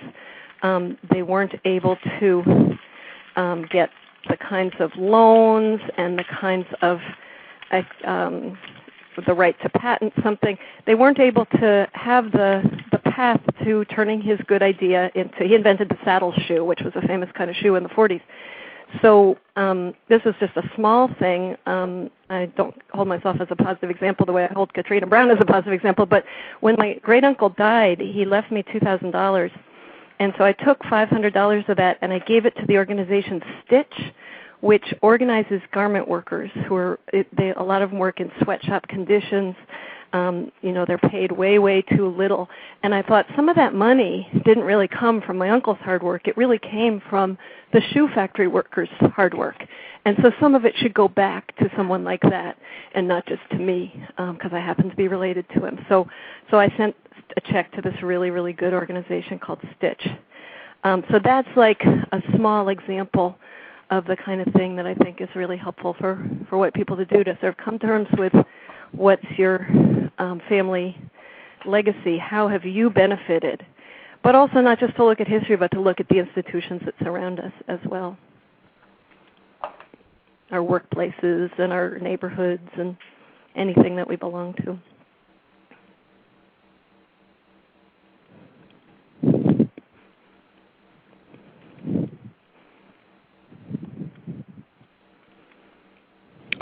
Are you still there, Justice? No. Oh, okay. What do you do when you are around white people who practice racism and white supremacy? Well, I think we all, that's all of us.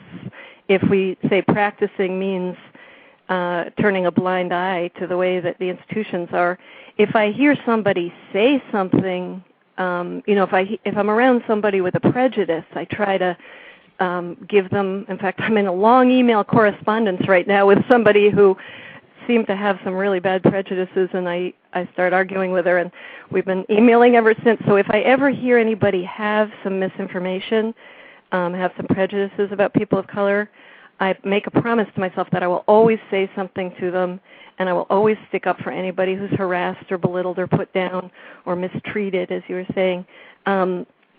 But I don't want that to be the only time that I'm working against white supremacy, because it's always there.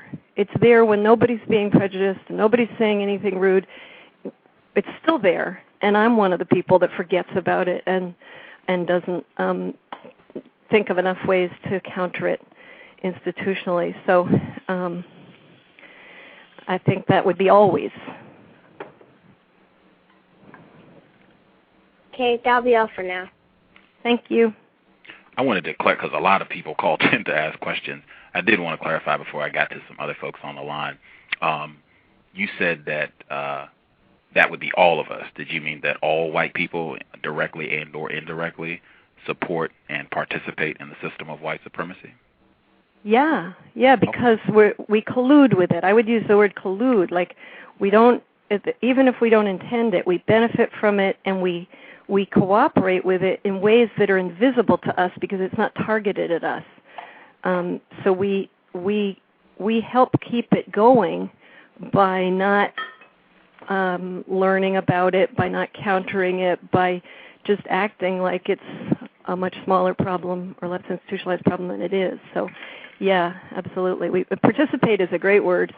I would agree with that. We all participate. All us white people participate in it. Okay. So you, Betsy Leondar-Wright, you participate in the system of racism, white supremacy. You would say, yes, I am a racist white supremacist. Yeah, I mean, yes, because I don't see it, because I don't fight it enough, and not because I want it to continue. I don't want it to continue. I want it to end. But despite wanting it to end, and despite trying to counter it, I'm still benefiting from it, and I'm still not seeing it every place it exists, and I'm still, because of that, I'm still helping make it happen. Okay. That would be one suggestion I have. You're a white person. Your voice has a lot more respect and authority than mine. It is very helpful when white people can publicly concede, yes, I'm a white person, I am racist, I participate in upholding a system that abuses non-white people. That's very helpful for non-white people to hear that, helps them to get a better understanding. To boil it down, it helps them to put a face on the problem instead of thinking it's a machine that's doing this, instead of thinking, oh, there's racism, but there's no racists, which I just, that's just not logical. Right, that's what you were saying before. You didn't like my word machine because it made it seem like there was no human participation. No, I definitely think there's human participation. I just don't want to let people think that once they've abandoned or, tried to undo their prejudices, that then the problem is gone. I don't think the problem is then gone. Oh, for sure. It's just, that is part of the process. 619, are you there? 619? I am here. Thank you, Gus, and thank you, Ms. Wright, the constructive program. Ms. Wright, I thought I heard you say earlier in the program that people who are in poverty that are white have access to forms of help that quite often or most often are not available to non-white people in poverty. And I was hoping you could give 3 specific examples so that non-white people who find themselves in that position can try to find those resources.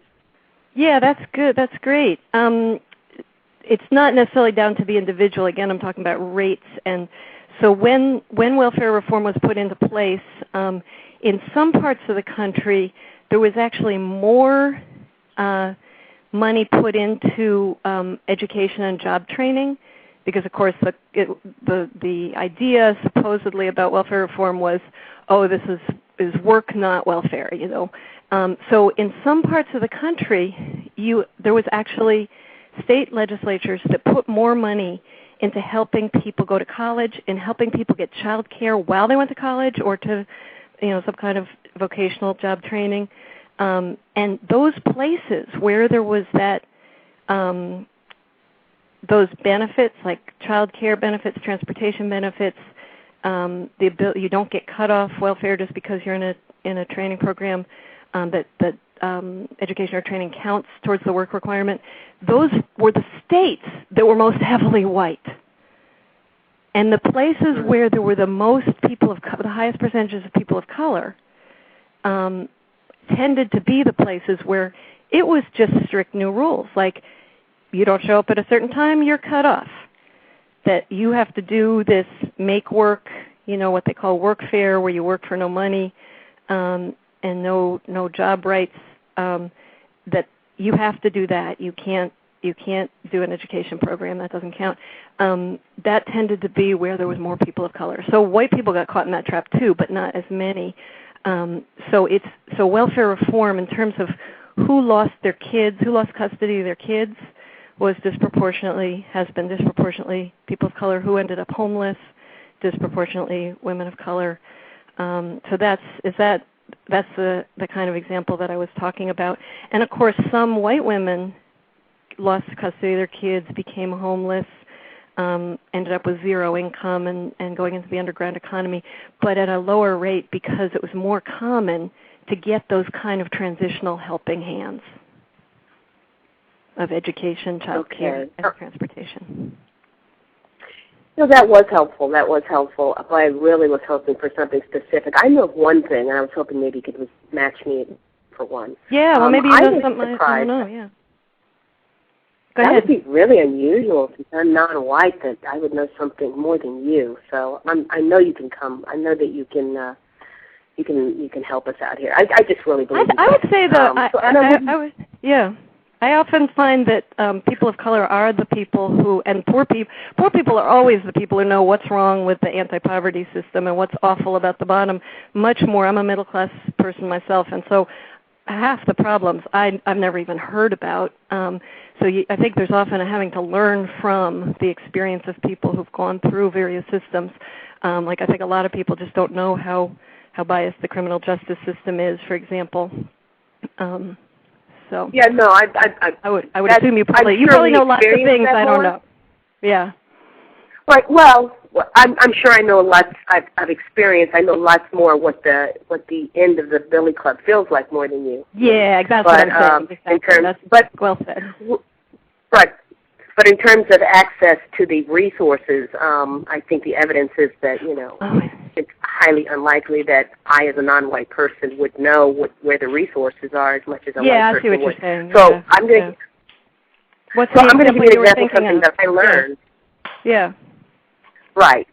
So I'm going to give you an example of something I learned. It's very, very specific, and I was hoping you could match it. So something I learned very recently, right, was that there was a coworker of a friend of mine who lost her job at the same time that my friend did, and she went boohooing to her apartment.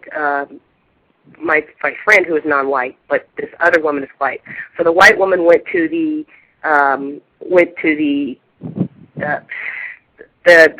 manager of the apartment complex and said, "Oh, I just lost my job. I don't know how I'm going to pay the rent." And the manager said, well, we have a program for that. Given the economy, we know people are having hard times. So for 4 months, I'm going to reduce your rent down to 1/3 of what it normally would be. And at the end of that 4 months, we'll just go back to your regular rent plus 10% to pay off what you didn't pay for those 3 months. Whoa. And if it turns out that, and she was on lease, and if it turns out those 4 months you still can't come up with it, not a problem. We're going to let you out of the lease with no penalty.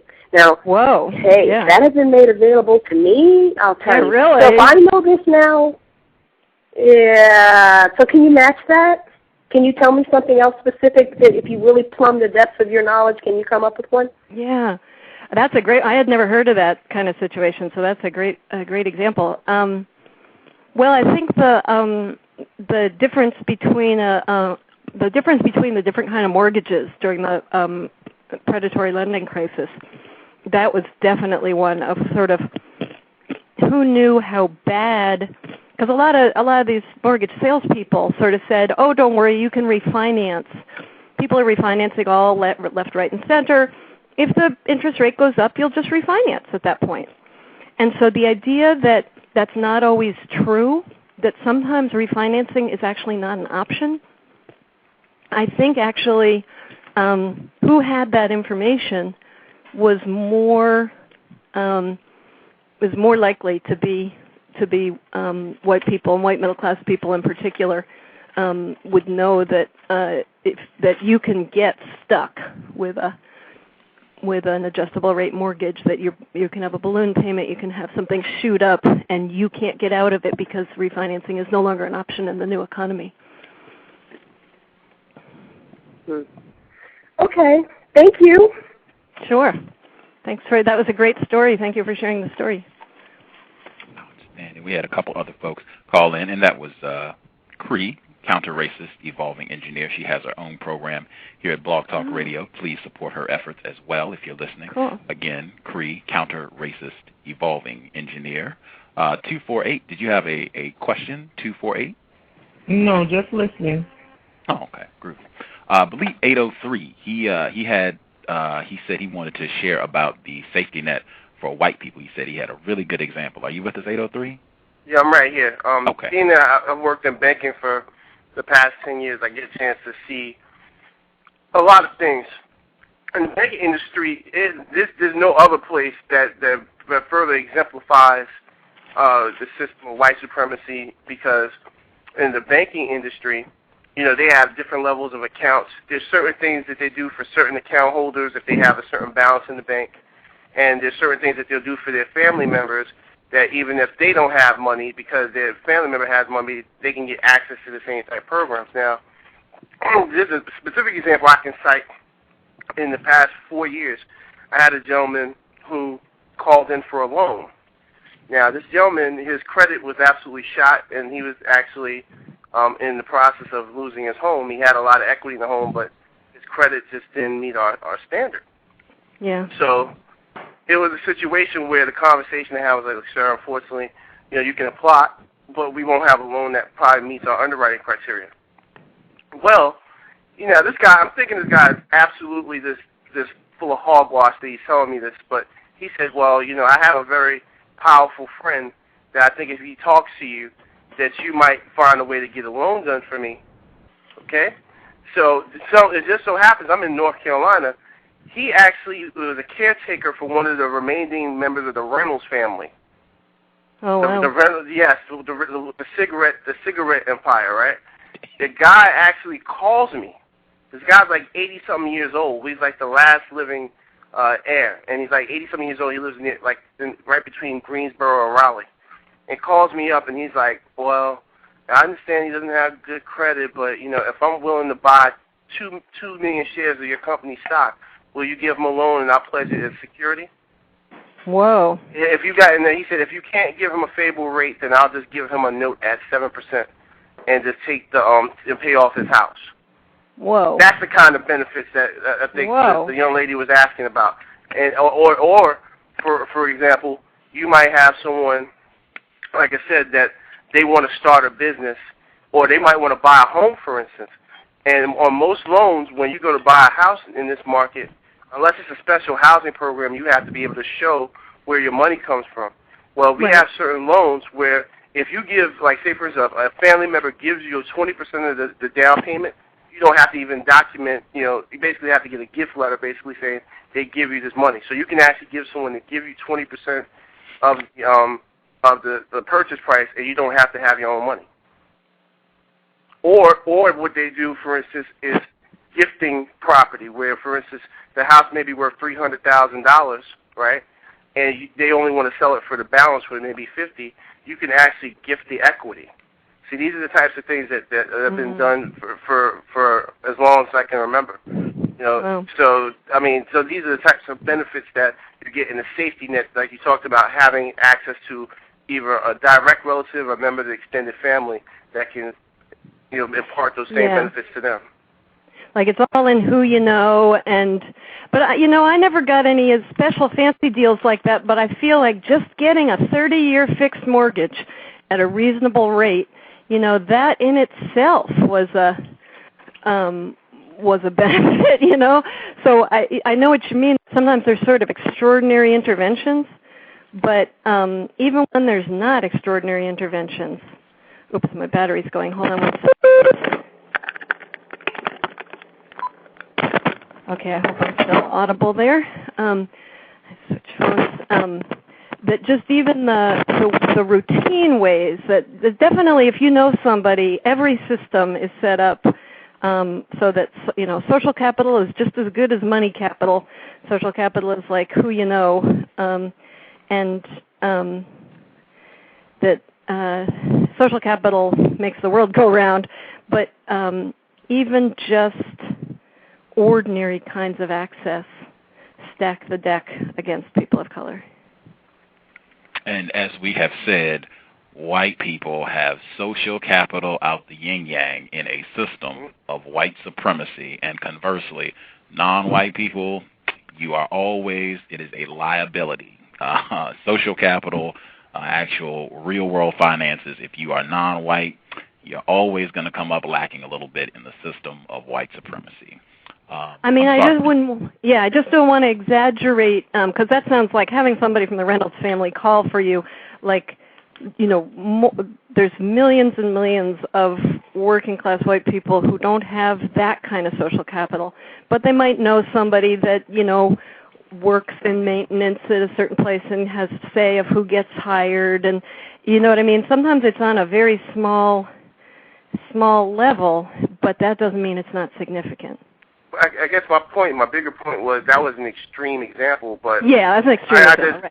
But what I'm saying is that there are more cases, and there's an overwhelming evidence. For instance, the practice of gifting equity in a house. Like, for instance, if Gus would have come to me, right, and his mother wanted to sell her house to him, but she didn't really want to make any money off of it, I can construct a loan for him where he doesn't even have to have a dime. He could be penniless as long as he's got a job that can support the balance of that what she owes. We can structure the loan for him so where the equity in the house can be used as a down payment, and she can pay all his closing costs. Yeah. But they've been doing this. You got a buddy, right? But it doesn't matter. But this is the thing. This is something that's been. These things are actually written into the Fannie Mae mortgage guidelines, but people of color don't take advantage of it because they don't know about it. Right. So they end up losing their homes instead of just giving it to their next of kin. They end up losing their homes because of higher taxes and stuff. Right. It's absolutely true that who's losing their homes is way disproportionately people of color. I don't know if you've ever had Tom Shapiro on this He'll show. He'll be on next Sunday at 6 p.m. Oh, that's great. Oh, he's one of my heroes. The Hidden Costs of Being African American. Yep, that's the book we're doing. That's the book, yeah.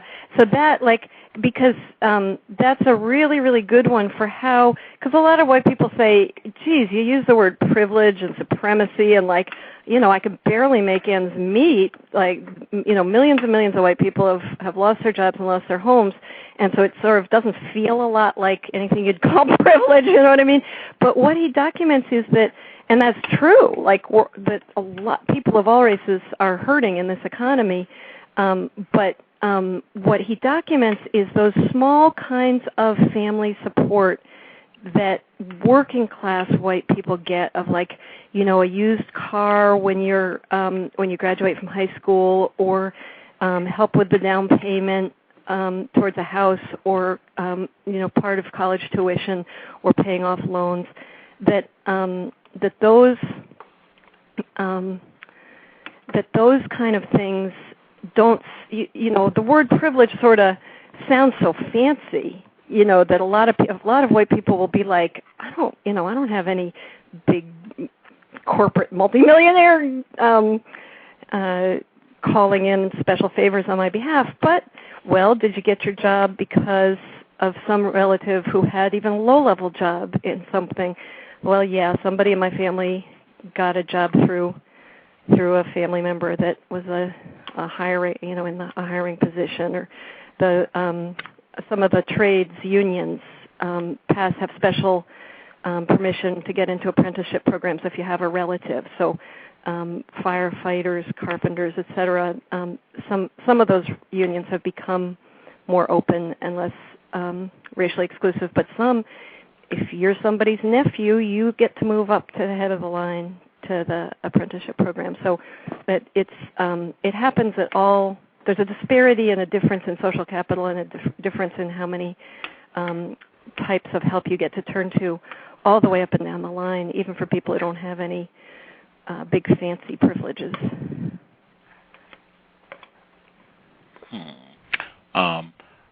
I wanted to let me check 619. 619, did you have a question?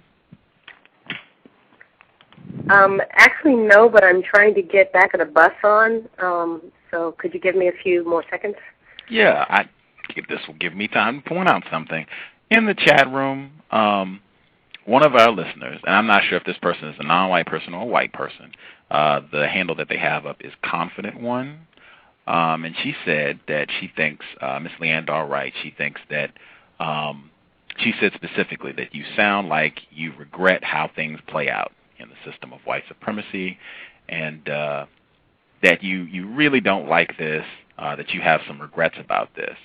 And I asked this person, how did they come to this conclusion? Why do you suspect that, you know, Ms. Leondar-Wright regrets all this? She said, well, just, you know, in her voice, it sounds like she morally disagrees with this. I'm just curious, as an admitted racist white supremacist, as a white person, you've talked about some of the ways that you have benefited from being white in a system of white supremacy. Are you in any way unhappy? Do you have regrets about the benefits that you have and cooking you're getting dinner ready for your dinner party later this evening? You're giggling now. Are you sad or unhappy about any of this that you've experienced as a white person in a system of white supremacy? Well, I'm not just sad or unhappy. I'm furious. I think this is an intolerable system, and we all shouldn't put up with it for a minute. No, I make the centerpiece of my life. I would like this to be a fair country where everybody's got the basics and everybody gets treated fairly and everybody's got a fair shot at expressing their talents and what they have to give. And I think it's completely infuriating and unacceptable that that's not the society we have, given that that's our official supposed values. And I'm like, I really don't.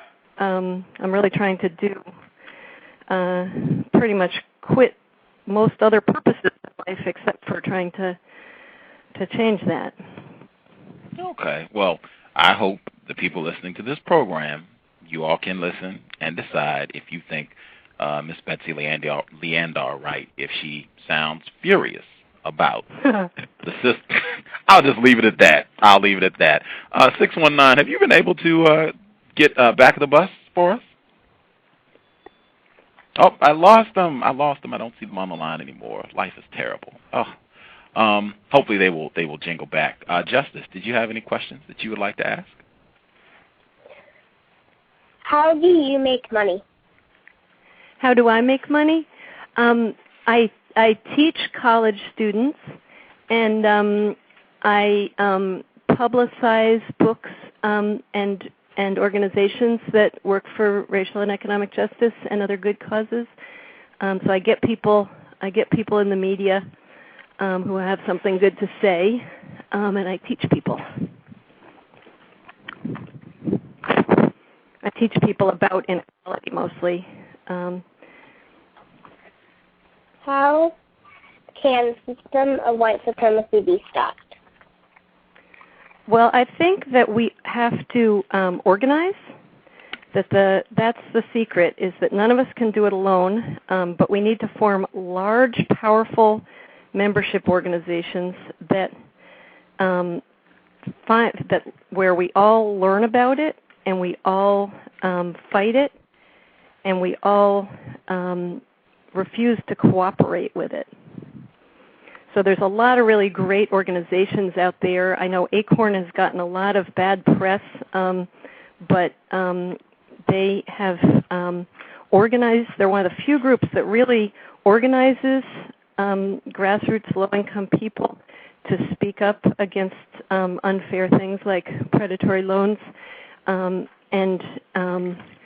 So I think they're a good role model of what we all need to do. We all need to join organizations and en masse, vote people out of office who keep white supremacy going, come up with alternative kinds of economic systems, and insist that the corporations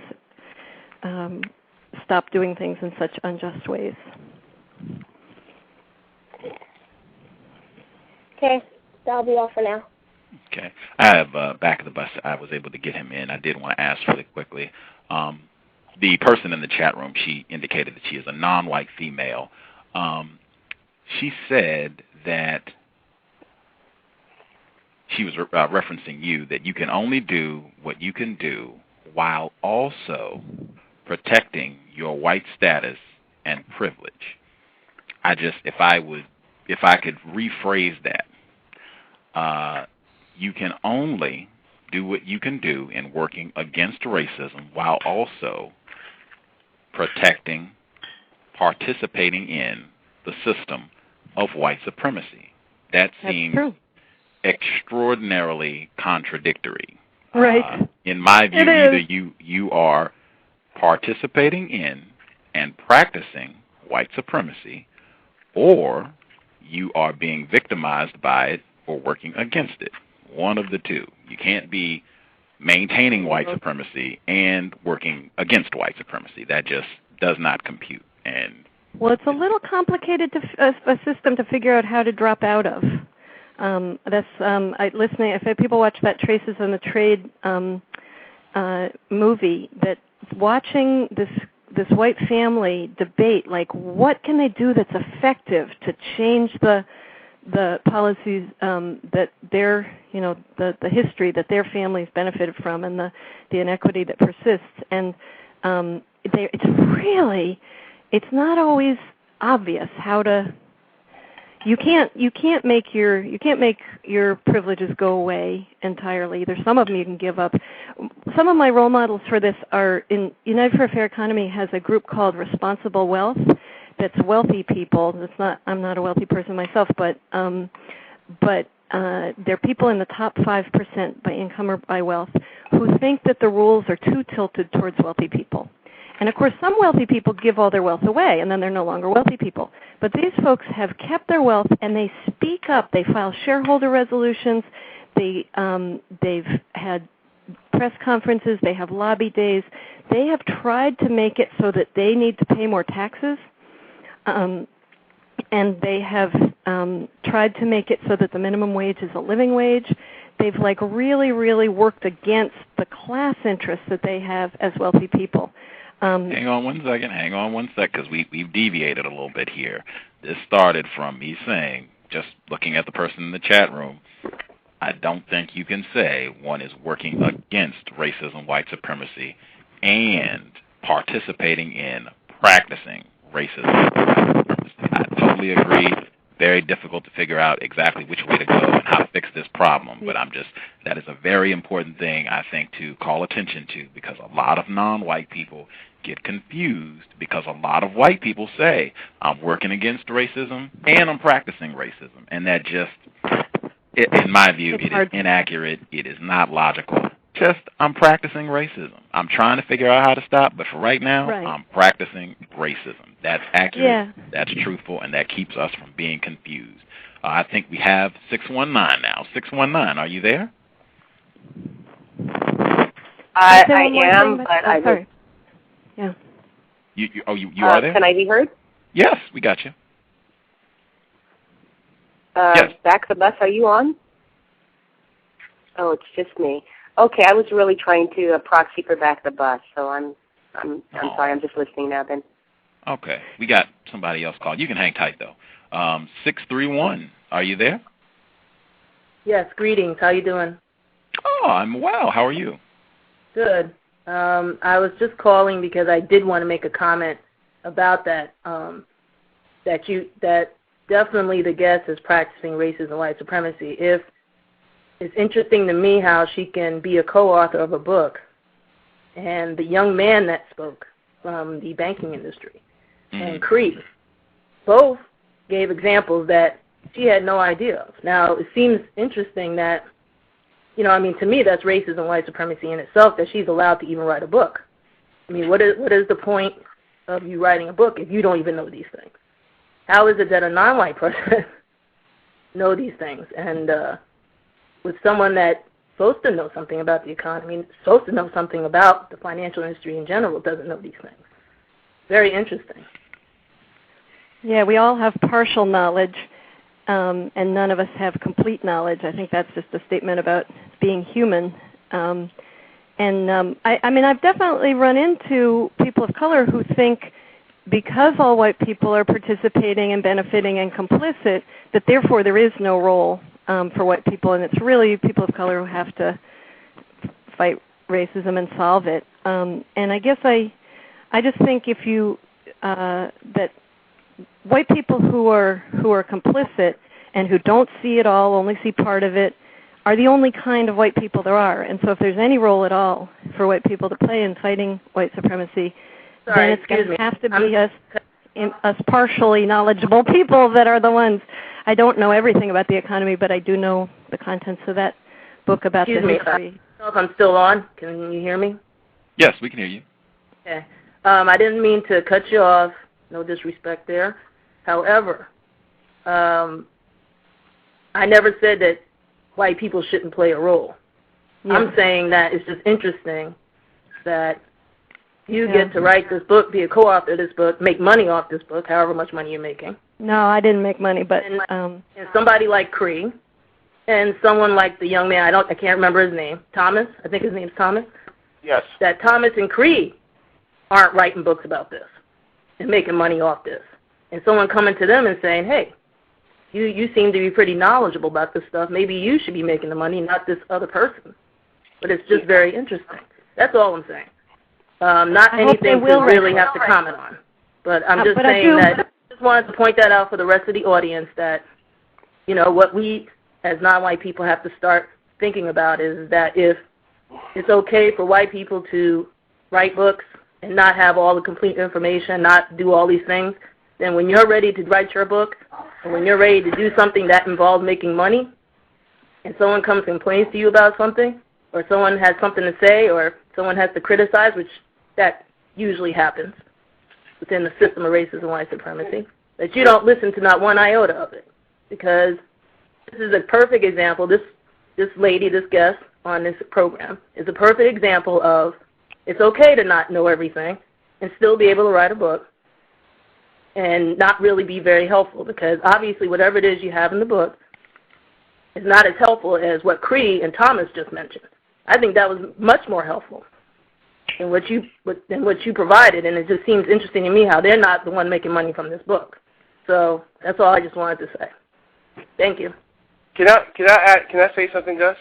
Can you hang tight 1 sec, because there are two new people that called. Just hang one tight, and I'll get you, sir. 909, are you there? 909. Yes.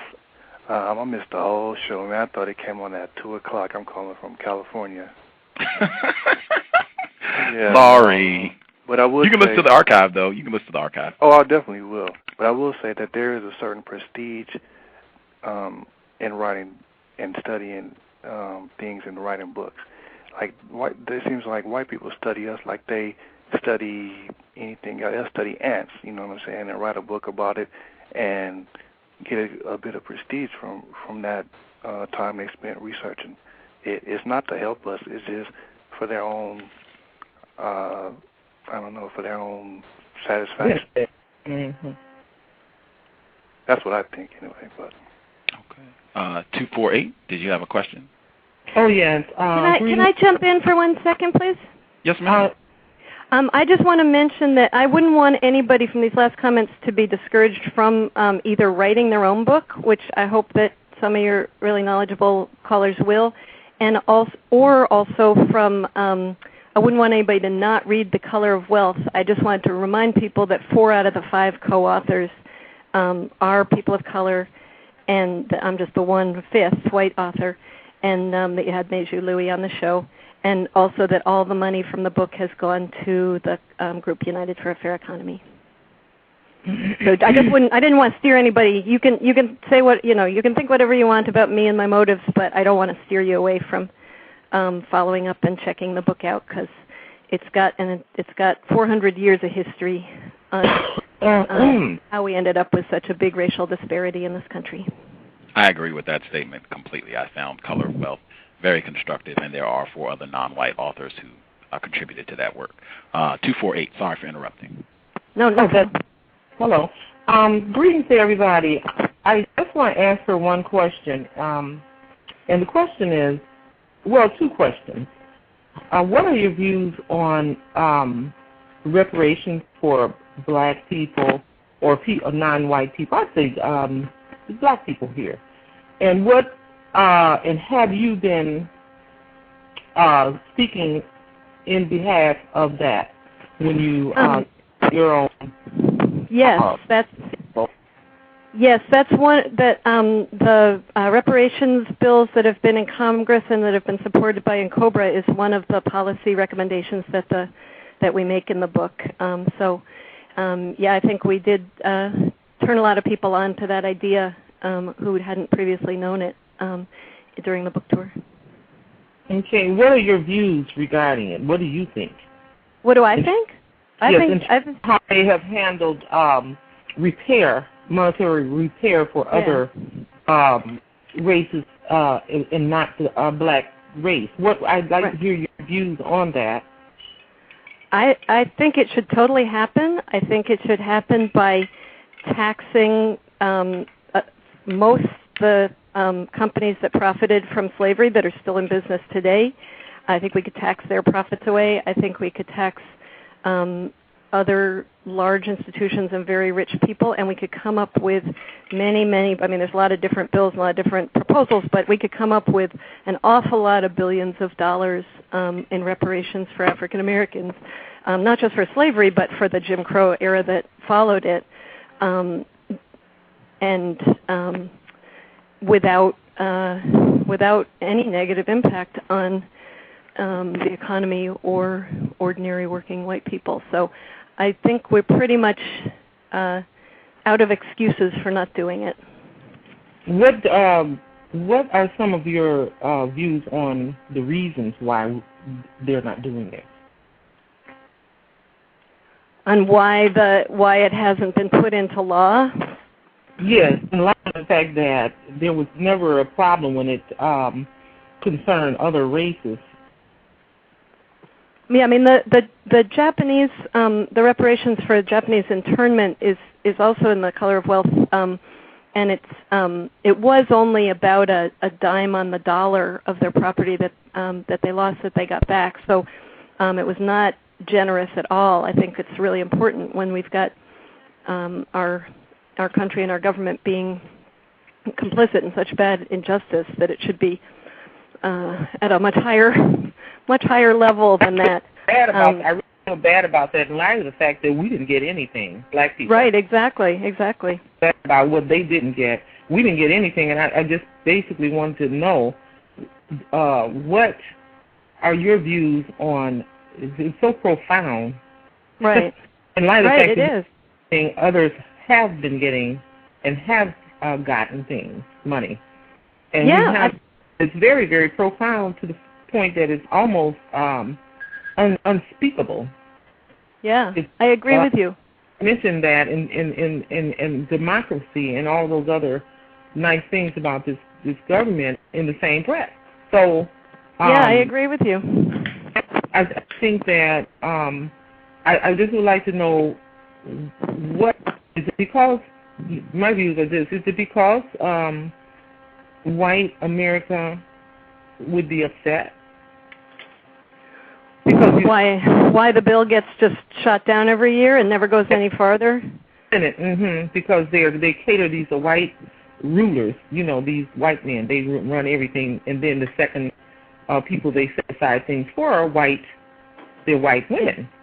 So is that one of the reasons you might think that it might be going on now, that they have their heads in the sand and the clouds or what have you when it comes to this? Yeah, that's so good. I like how you're saying it. That's great. Absolutely. I think there's not even, you can't even get agreement on the most basic forms of affirmative action or, non-discrimination enforcement. So, we're not even, I think the majority in Congress are way farther. That seems like a far out idea to them, because they're not even buying in that discrimination exists, or that there should be current discrimination should be countered, much less historical. I think that's as far as I understand. I don't really know how they think, but that's my understanding of what the problem is. Hang on one second, please. 803, you had a comment that you wanted, or comment that you wanted to make, sir? Yeah, the young lady that came on from Long Island, she made a great point. And here's my honest assessment of one aspect of that. When you start talking about information, like I told you, I have a lot of information. One of the things that has been perplexing to me, and one that has been difficult to wrestle with, is, for instance, if you give someone information, to them it has almost no value. So from an ethical standpoint, I want to give, but then what I've noticed is when something is given, it has less value. And certain people, if they pay for something, it seems to have value, which doesn't really make sense. But that's what I've often encountered. I made a joke to a friend of mine. Maybe I should change my identity. And people are going to say, they don't understand this, but I said, maybe I should get someone to go out and use my full name, Thomas Nelson, and let that be a white Caucasian person to spread the message. You know what I'm getting at, because it's one of those things where we don't necessarily believe our own, even if, like I said, I'm a 10-year veteran, I'm an insider in the industry, but people, if I were to go out and give this information, they would doubt it. But if it was a white face giving the same information, they would rush to it and pay for it. Well, that's a very good example of Tim Wise. Yeah. He's been really speaking up. I really recommend his book, too. I don't recommend Tim Wise. Sorry for interrupting, but Tim Wise is an admitted racist. He has been on this program. He is an admitted white supremacist, and I told him on the program, he is the Elvis Presley of counter-racism. He takes material from non-white people and makes tons of money that I wouldn't make, that Cree wouldn't make, that Mr. Fuller would not make, that Dr. Francis Cress-Welsing would not make, because they are non-white people. And he said there's a lot of truth to that statement. So I'm not a fan of supporter of Tim Wise, and I think he does an exemplary job of confusing non-white people, because he will say, I'm an admitted racist and I'm an anti-racist, which is very confusing. No recommendations of Tim Wise here unless he wants to come back on the program and chat with us for another 2 hours. Well, I would just say that his autobiography, the White Like Me book, if for white listeners who want to think about what are areas of your life that white supremacy might be woven into that you might not be thinking of, that book has so many clues to things that the rest of us often forget that I think, I don't know how it would be to read it as a person of color, but I think for white people it like really does make you scrutinize your privileges. Mm-hmm. Would you say that reading that book, well, I guess, since you're still saying that you're still struggling to figure out how to work against racism, white supremacy, it was not exemplary in informing you of how to work against and replace white supremacy with justice. Well, I think he is a model to me just in how often and how much he talks about it.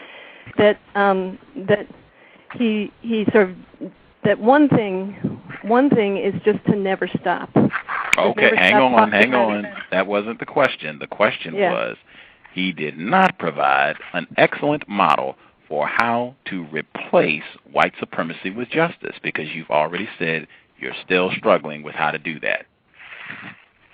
Yeah, I think it's a complicated question, honestly. If there is an easy answer of what I could do that would make it a better system, or what we could do that is quick and easy, I really don't know.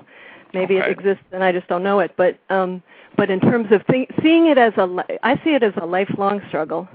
I see it as something that would be a miracle if it's fixed in my lifetime, and that you have to hunker down for the long, long haul, and know that you don't know all the answers. And I think this is especially important as a white person to say, I don't know all the answers. I'm just taking it one step at a time as best as I can figure out, but to not stop. That's the main thing, is to keep it at the center of your attention and keep talking to other people about, well, how do you do it? What's the solution? What's the strategy? Working with different organizations that trying to. So yeah, I do see him as an example of that, because he never stops talking about it.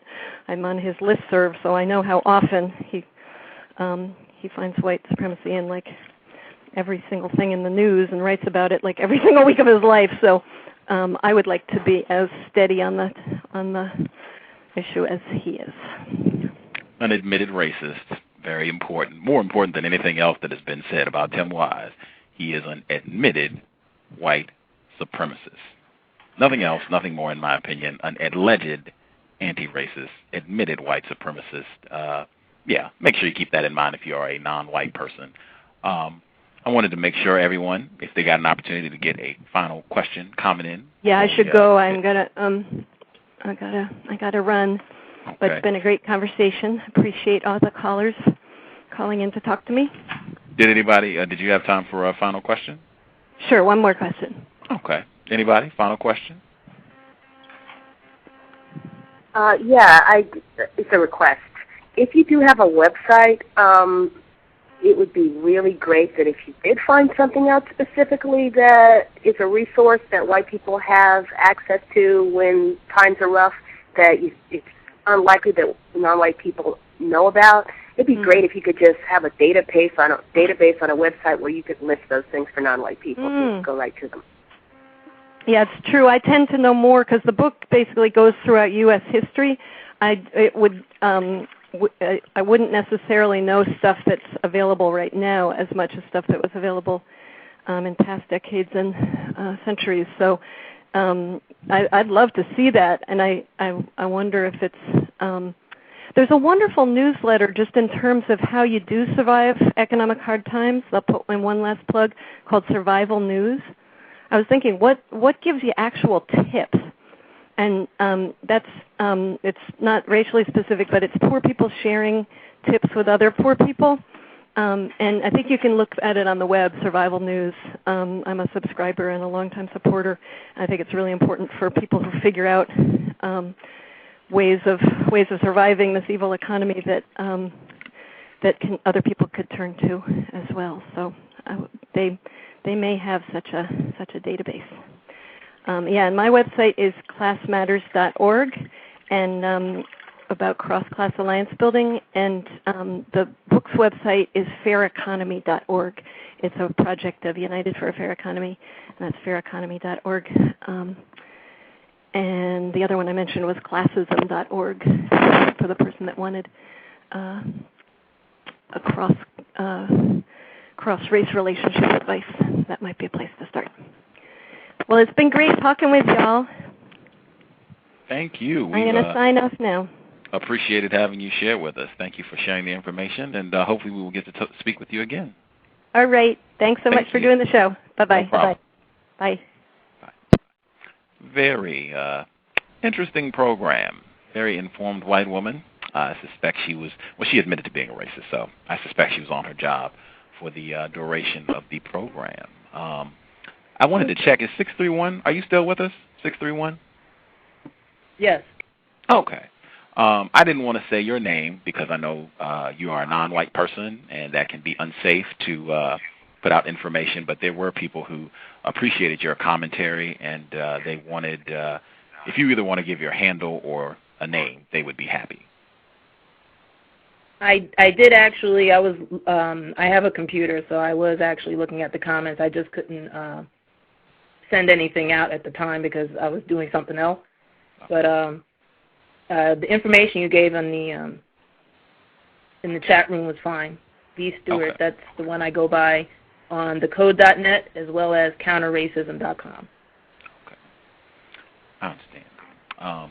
And if anyone needs to get in contact with me, I know that Cree asked about me, and I really love a lot of the tips she has as well, so I think it would be great if we have an exchange of views at some point, because it's really a shame that somebody like that, I mean, I'm sorry, but it's a shame that someone like that guest that you had gets to make money telling you absolutely nothing. That's not right. To me, that makes absolutely no sense whatsoever. Let me write a book that really doesn't help the people that I'm supposed to be helping. Let's see how long I get to stay in business. I mean, really. I mean, I didn't read her book, but just judging from the information she gave, it's obvious that she doesn't have enough information. If there's non-white people who know certain things that would be very useful for us all to know. I mean, I had no idea about that rent thing. That would have been really helpful for me 10 years ago. Okay? Now, that kind of information would have been great. And you're telling me that she doesn't know this stuff? I mean, I'm sorry. Is she the same one? Was she on NPR? Did she have an interview on NPR? She probably did. She is pretty well known. She's done several books. I suspect she probably has been on NPR. Okay, because I think I might have heard, she sounds familiar because I think I heard her on NPR talking about her father and, you know, he was doing all this rent stuff. Now, you're telling me that if he was renting out to people, if he had buildings that he was renting out to people, apartment buildings, that she didn't know this information? I find that very interesting. You know, I also find it very interesting, you know, she says she doesn't have a lot of money, which probably relatively speaking, compared to some of the more elite white supremacists, that, yeah, she probably doesn't have a lot of money, but she has enough. And there's no way in the world that she didn't know about what Thomas said and about what Cree said. I just find that very hard to believe. And see, this is what... Oh, I was just going to ask if you suspect she could have been practicing deception and not revealing everything that she knew? I would go as far as to say she was practicing violence. To me, that's violence. Because someone to think that they can make money off somebody else's misery like that and still try to act like, oh, everything's, you know, I try the best I can. You know, it's the same story from these people. Same story over and over again. They get to write 4 and 5 books and tell people absolutely nothing to get out of the situation. Now, of course, she said that she was an admitted white supremacist, which explains a lot. But it just seems to me that, oh, well, you know, don't go and buy, you know, what's the first thing she said after I made my comment? Oh, don't go buy, oh, make sure you buy the book because it's not just me on there. There's 4 other non-white people on the book. Yeah, most likely you ended up on there because they knew they couldn't push this book unless you were on there. You know, this is what I'm talking about. It's like they always are finding some kind of way to be a parasite instead of trying to find a real way to really help not maintain the system, you know? And that's why, you know, I didn't even know I didn't even know where to begin to talk to that woman. But I just figure I just give a comment, no questions, because I'm done with this whole line of questioning. I want solutions already. You don't sound happy. I think that's an interesting contrast because a non-white person in the chat room, I don't know if she's still listening, but a non-white person in the chat room said that she felt that the guest, Betsy Leondar-Wright, she felt that she had some regrets and was not happy about the system of white supremacy, even though she is an admitted racist and complicit in that. And I asked her, I said, well, do you think she sounds furious? And she said, well, I don't know if she's furious, but she doesn't sound happy. You sound like you're in the ballpark of furious.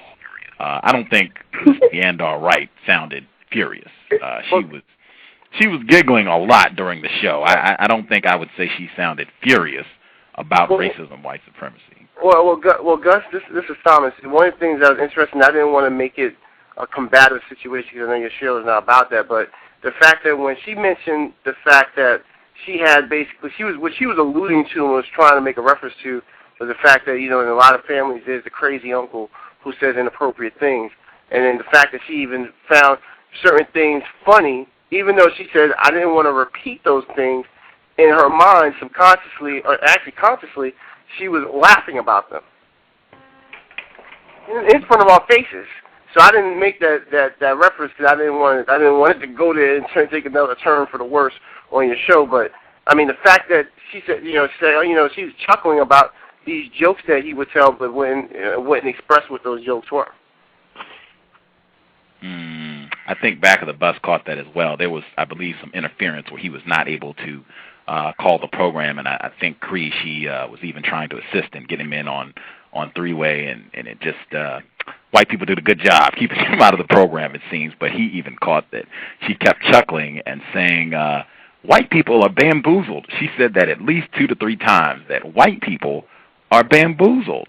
And I just, wow, very interesting choice of words. Hello? Yes, we can hear you from an admitted racist. Right. This is Rainlight. I couldn't log in. And I did hear her say that she didn't think that it ever changed in her lifetime. So I'd like to know, what is she doing all this so-called work for? Is she? They said that about having a black president, too, that it never changed. Things can change overnight. Oh, I'm in agreement with justice. Replace white supremacy with justice immediately. I'm not in for the, maybe 500 years or 300 years. I'm in for the as soon as possible. As soon as possible. And also, my comment regarding Tim Wise, I was agreeing with the gentleman, I forgot his name, that's a prime example of what Tim Wise is doing. He's capitalizing from someone else's misery, and they're having a good time at it. They're having dinner parties and skipping to the loo and all of those kinds of things. And so she's doing her little charity work, saying she's helping the situation when they are really actually continuing on with their white privilege.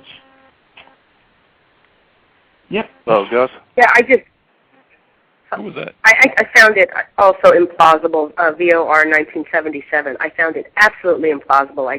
I wasn't having one of those days that I had when Dr. Krieger was on.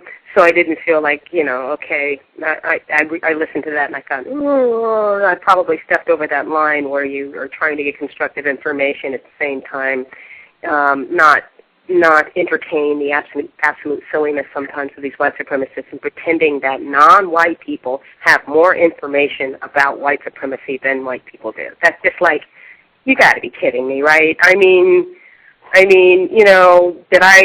dog with a note knows better, you got to be kidding me. So, I'm not sure what to do when racist suspects, when white people say those kinds of things. Because on the one hand, I don't want to entertain that silliness for any non-white people who are, still learning. Who are a little bit less retarded, for whom maybe I'm a little bit less retarded just because I started working on this yesterday as opposed to today. And so, it's like I don't want to entertain that silliness. At the same time, I don't want to be combative and have them give information that they could and not have them give information that they could. But it's absolutely ridiculous. She actually tried to say, I'm sure you know these secrets. You know more secrets about what we have and that we use than you do. Are you kidding? You're kidding me, right? It's like I was saying though, like there's a lot of things that are out there that, like for me being that I've worked in the banking industry for 10 years, and I've worked for I've worked for probably 3 of the largest financial institutions in the country, and there's a lot of things I've learned just because, being in management and being able to sit in on certain meetings, high-level meetings. I've worked in healthcare, so I've had an opportunity to learn a lot of different things. And I try to impart that knowledge to people anytime I get a chance to. Now, like I said, I made that comment, and it may come off as maybe some people may be offended by what I said, but I actually have thought about that. I said, I want to give information, I want to share information, but I think there are certain instances that with us being non-white people, that if it's coming from a white person's mouth who is a white supremacist, we'll accept it. And we see it over and over and over again where, I can go say something that has value that can make an impact on your situation right now, but some people will not accept it. But if it came from a white person who's a white supremacist, they'll accept it. I agree with you. I think that the problem is twofold, and I think that that's one half of the fold, right, which is that there are non-white people who just don't have, because of the system of white supremacy, our credibility has been shot to all crap, as Yellow Manny said, but he used a different term, by the white supremacists. So because of that, anything that we have to say has less value to everyone, white people and non-white people alike. So that's one half of the fold. But the other half of the fold is that as much as you know, sir, and I'm sure you know so much more than a lot of non-white people in terms of financial things, as much as you know, there are white people who know more about the kinds of stuff that white people get that they won't let you know they get. I agree. I agree with that wholeheartedly. But my point is, at the very least, if there are things that are out there that can improve someone's situation fairly rapidly, then let's take advantage of it. And that's what I'm saying. That's one. I mean, that's just one way we can combat. Because, like for instance, if I know something, I've gone to different seminars that I've invested, a certain sum of money to get information that that like a lot of people don't hear about, and I'll even go as far as to make it available to people. But either people, one, they don't take the time to research it for themselves, or to inquire, or they just discount it completely, like you said, because of the former problem of credibility being shot to hell. So Thomas, guess what? They're not even telling you everything in those seminars. You might pay $3,000, $4,000, $5,000 to go to those seminars. Believe me, I know about those. Okay, they're not telling you even everything in that, because depending on the industry you're in, you already kind of, I've been in the industry, I've been in a lot of different types of industries and different functions, and there's certain things they're just not telling people. And even in a seminar, I'll go to a seminar that's supposed to be telling these people these basic things that I happen to know as somebody who works in the industry, and they still don't, they're still not providing that information. And it's not like the whole entire, I just didn't know, or, people don't tell me everything, I don't know all the information. That's a moot point. The point is that there's always information that we have to get. Why is it that there's always more information that we never are able to get? That shouldn't be. What it should be is that whether I know the information or not, you can't get to mistreat me because you have more information than me, period. I'm sorry. Well, I don't care how much information you have. You don't get what it is you want to do because you have more information. You're more informed than me, period. And you're right, but what I'm saying is we have to at least take a step towards arming ourselves with more information than we had the day previous. And who's to say they're not going to change the laws, Thomas? Say again? I'm not trying to argue with you. I'm just asking you. They've changed the laws so much. What makes you think they're not going to change something once we get the information? That's the problem. It's like chasing after something that's never going to stay in one place. I'm not into that. I'm into, let's get to the point where we're not mistreating anybody, regardless of what information you have. And that's you're right about that. You're right about that. Well, but what my point is that there are certain things that have been in place for a century or better that haven't changed that we still don't know about. So let's start from there. There's things that we don't know about that have been in place. Let's start from there and try to. I mean, because like I said, there's an assumption that that at any one point in time, any one person, any's going to have 100% of all knowledge. And so I understand what you're saying. I'm sorry, I don't mean to jump in. I just wanted to mention this one thing because Cree made a really good point. I can't remember when she said this, but there was some radio program that she said that it was her own program where she was talking about finding inexpensive things like for our hair, to work on our hair with, inexpensive products, and that she had found 2 that works for her, but then one of them went out of the market. Now, I bet you $1 million that most likely it went off market because people like her, a non-white person, and a number of other non-white people, which they were tracking because, believe me, they know how to track us when we're making purchases, that they probably said to themselves, oh, there's too many of them buying this stuff, and it's so inexpensive, we got to do something about that. Now, I understand where you're coming from. I know that we have to get at some point where we're trying to learn about everything, and even Mr. Fuller says we need to learn a little about everything.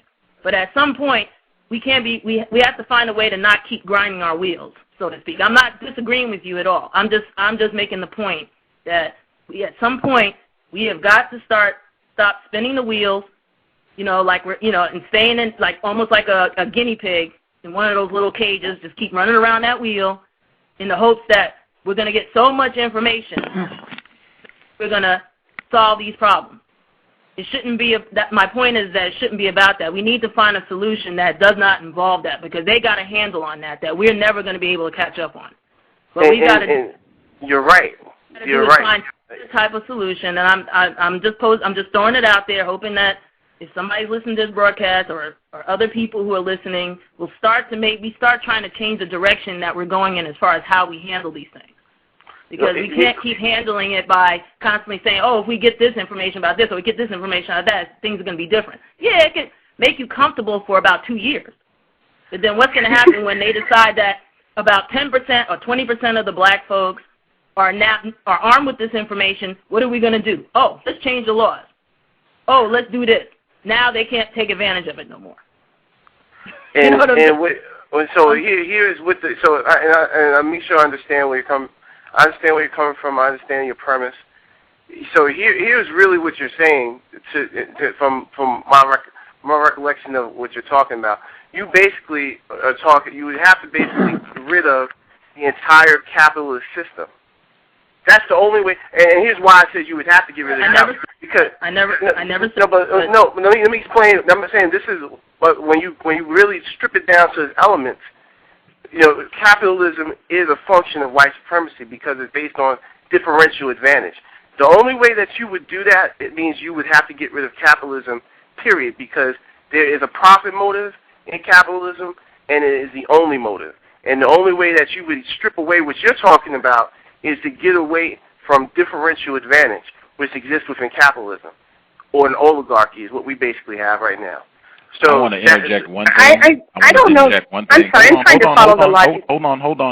I just want to interject one thing. This is the cows, and that C word rarely pops up on this program, capitalism. I believe one constructive thing the admitted racist, Ms. Leondar-Wright, said, the white people who run the system of white supremacy, they control capitalism. Exactly. I think what you would have to do is dismantle the system of white supremacy to take apart capitalism or even to correct the problem that V. Stu was talking about in terms of your information being made null and void because white people can go and change whatever they want to so that whatever information that you had that was of some benefit is now defunct and means absolutely nothing. You would have to replace white supremacy with justice. Thank you. Yeah, thank you. That's basically what I was going to say. That capitalism is in effect right now, and it works just fine for white supremacists. So, I don't know what that means. I don't know what has to be dismantled other than white supremacists. white supremacy. That's what I know what has to be dismantled. And I think VR in 1977 made a really, really good point that, yeah, this whole thing is if we just get enough information, nobody. And I think you made that point, sir. I think your name is Thomas. I actually heard you guys agreeing. I'm sorry, you and VOR 1977 agreeing that nobody can accumulate enough information because it takes a whole support system. So nobody can have enough information stored away in their own personal mental hard drive or an external electronic one to make everything go okay for them. You depend upon people, a system, to make sure that you're supported. Because I've seen white people get taken care of when they didn't even know the right questions to ask. People just told them what there was available in order to make sure that their needs got met. And they're not sitting around trying to hoard information. They just get taken care of. And I think, that when it comes down to it, our job is to increase our ability, which means increasing our knowledge, Thomas, I agree with you. But our job is also to help increase their will by making it much more difficult and much more painful for them to practice the system of white supremacy. Exactly. I think it was Josh Wickett from counterracism.com that said what you want is you want a bomb with such a short fuse that they have to walk by it as well. So when it finally gets to the point that we don't have anything, and like Mr. Fuller says, instead of hitting people over the head and doing things that you know are going to get you in greater confinement or likely to get you hurt or killed, you go ask for an investment. You go ask white people because they're the getting place, and you go places that make it uncomfortable for them. And that should be the only thing we're ever arrested for. So, they went out to play golf on a Sunday morning, and the golf course is lined with non-white people asking for help. That's going to make playing golf really uncomfortable. It's really going to take the fun out of it. Every place they go for fun where they have money, we should be there asking for help. If we can do that, I guess they're going to have to make a choice. They're going to have to get rid of what they, the human roaches that they've made us into, get rid of and make that one repellent insecticide that gets rid of all non-white people and just have a planet full, free of us. Or they're going to have to produce justice. Great solution. I wanted to make sure I pulled Justice back in as well. I did not forget about her. And I wanted to point out, excellent job with questioning and pointing out, I believe you asked the first question was, why do white people hide information? And later on you asked her how. And she said, oh, that's the same question. And you did an outstanding job of saying, hang on, that is not the same question. I'm now asking, how do white people hide information? Fantastic job. I was applauding silently on the phone. Are you still with us, Justice? Hello? Yes, we can hear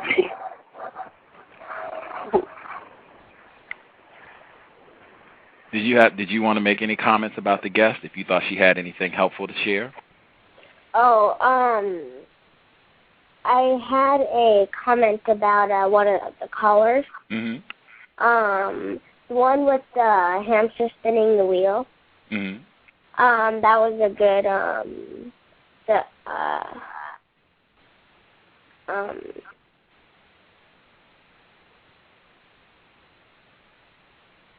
suggestion.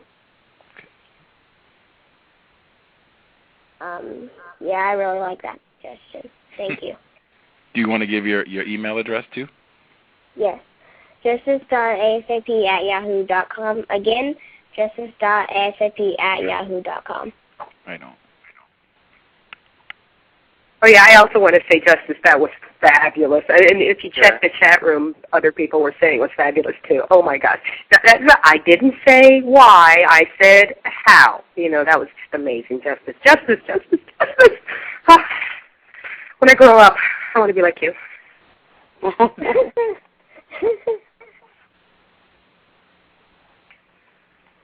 I wish there were more 10-year-olds like you, really. I mean, yeah. Being fully serious. I have a niece that's going to be turning 11. I tell you, I wish she was more on the ball like that. But I'm hoping maybe I'll get to her someday as we talk. So. Thank you. And Jack, I appreciate this support. Thank you. And Gus, thanks for letting her, thanks for continuing to facilitate her being on the show, because she's just so good just with her questions. But in addition to that, I think when you have a 10-year-old doing that, it makes you as a bigger person feel really like really you're not doing what you're supposed to do if you can't at least try to participate to the level that she is. And there's also a level of, I think, protectiveness. I mean, I can't stand it when these white suspects come on here, and mistreat her, and it makes me so angry. I think that's why I got so angry with Dr. Krieger, So she serves, I think, multiple positive purposes on the show. So kudos to you and Justice. Yeah, I think I was speaking with Back of the Bus, and I suspect it was also Justice's non-white father I was speaking with, and I was saying, yeah, it's kind of a balance. I mean, when white people, Jessica Pettit and the gang, when they are not being courteous with Justice and not answering her questions or being a little curt in the way that they respond to questions, I think that's important because I think non-white people get to observe that. And I've had non-white people who've written in and said that just paying attention to the way that white people speak to Justice has done a lot to make them understand why you need to be suspicious of all white people, no exceptions. Just in having a 10-year-old, and if you can't be courteous in answering her questions, then that tells me a lot about your dedication to replacing white supremacy with justice, and just how you feel about non-white people in general. So I think it's like doing the same thing that they did during the 60s with the civil rights movement, putting the kids on the front line, except Justice doesn't have to take any dogs or fire hoses, just maybe a little verbal abuse on the phone. I can live with that. I don't lose any sleep over Dr. Krieger or whoever being a little snippy with Justice on the phone. I can live with that. Hello, Gus. Okay. Yes, sir. Do you think it's a prestige thing why they write these books about us? I mean, because it's not to help us. Do you think they do it to get kudos from their peers or whatnot in academia? I'm assuming you're talking about white people, right? Yeah. I think it varies. I think for some of the white people, I think racism is something that white people talk about a lot. I think white people have come on this show and said that white people, you got to be informed about racism. That's something that's one of your duties as a white person. So I think for some white people, yes, they write these books so that other white people will say, oh, this white person, they're so informed, they're working so hard, look at Tim Wise, he's writing all these books and these blogs, he's doing such great work. I think that's it for some of them. I think other white people, they just like flexing how smart they are. I think for some white people, I think they enjoy being able to say, hey, I've written 20 books on racism. What have you done? That was exactly what Dr. McIntosh said. My work has been published around the world. Everyone knows my name. What have you done? People know the term white privilege because of me. I think that's a huge part of it for some white people. But I think some white people, it's just, this is something I can write about. I'm informed. Like Dr. Kevorkian. I think he just happens to enjoy movies, and he enjoys being able to pick out the racism. I don't necessarily think it's about prestige, although it could be. I think he just has a genuine interest in those two subject matters. And, hey, I can write books about this. I'm interested in this. Is kind of my thing. So that's my view. I could be wrong. I'm sure the other people that are on the call, they could offer their view as well. Well, Mr. Fuller has a line in his book where he says that it's part of the practice of racists to pretend that they're working to eliminate white supremacy while actually working to hinder it in any area of people activity. And I think probably any area of any large city that you go in where you have a lot of non-white people residing, you get to see that played out on a daily basis. Because what you're going to see is you're going to see a certain number of white people driving around in cars in those areas during the day. And they even really support lunch eateries and whatnot And then you don't see them on the weekends. And the reason for that is because all of these people are in the so-called human services areas, and so they make a lot of money. The majority of the people who come here as social workers and whatnot to supposedly help the non-white people and all of their woes, are white people. And they make a lot of money pretending to help us, and nothing has changed. Nothing changes from year to year. The misery stays the same, but they're making a good living at it, making a lot of money. They're getting contracts hand over fist, and this just goes on decade after decade after decade. And I think they love it. They have fun doing that, and they go to the soul food restaurants around here, and so much to the extent that they've hired quote unquote soul food, that they've hired at least half of the wait staff at this one somewhat posh, the only posh restaurant in the area. At least half the wait staff is white, because most of the white people who go in there at lunchtime, are white. Just making money off of us, hand over fist, pretending to be working on eliminating white supremacy while we're really working to hinder it. Because I've worked with these social workers, and they really work to hinder it. So, yeah, that's what I think. Right, because for myself, I always found it interesting that I could always get with the facts, but when it came to their suggestions or their conclusions, I never felt like they really, it was really something that was, to help, or was right, I would say. I never agreed with the conclusions or the suggestions. But the facts, I could get with the facts, but, the suggestions and the conclusions were always a little off to me. And like you said, I don't think that it's because they didn't have the full range of knowledge. I think it's because they didn't want to, impart that full range, because it would be beneficial to us. So, I think it's interesting. I think black people need to realize that you can get the facts, but you can't turn to white people for suggestions on what conclusions and suggestions of what we should do. We can get the facts. They have people that study the information. We can go get the information and impart it onto our people, and then give solutions that are in our best interest, because they are in our best interest. So we're not going to be trying to run a game on our own people, hopefully. And with some of these seminars, it's like, can I just say this one last thing? With some of these seminars, it's like they give you the information, like you said, they could change it within 2 years. But like, what if after the end of the seminar they told the people, really, this is a scam? They're not going to do that at the end of the day if they just say, basically, this is a scam. This is a hustle. Right. Well, people be looking like, wait a minute, you know what I'm saying? It's a hustle.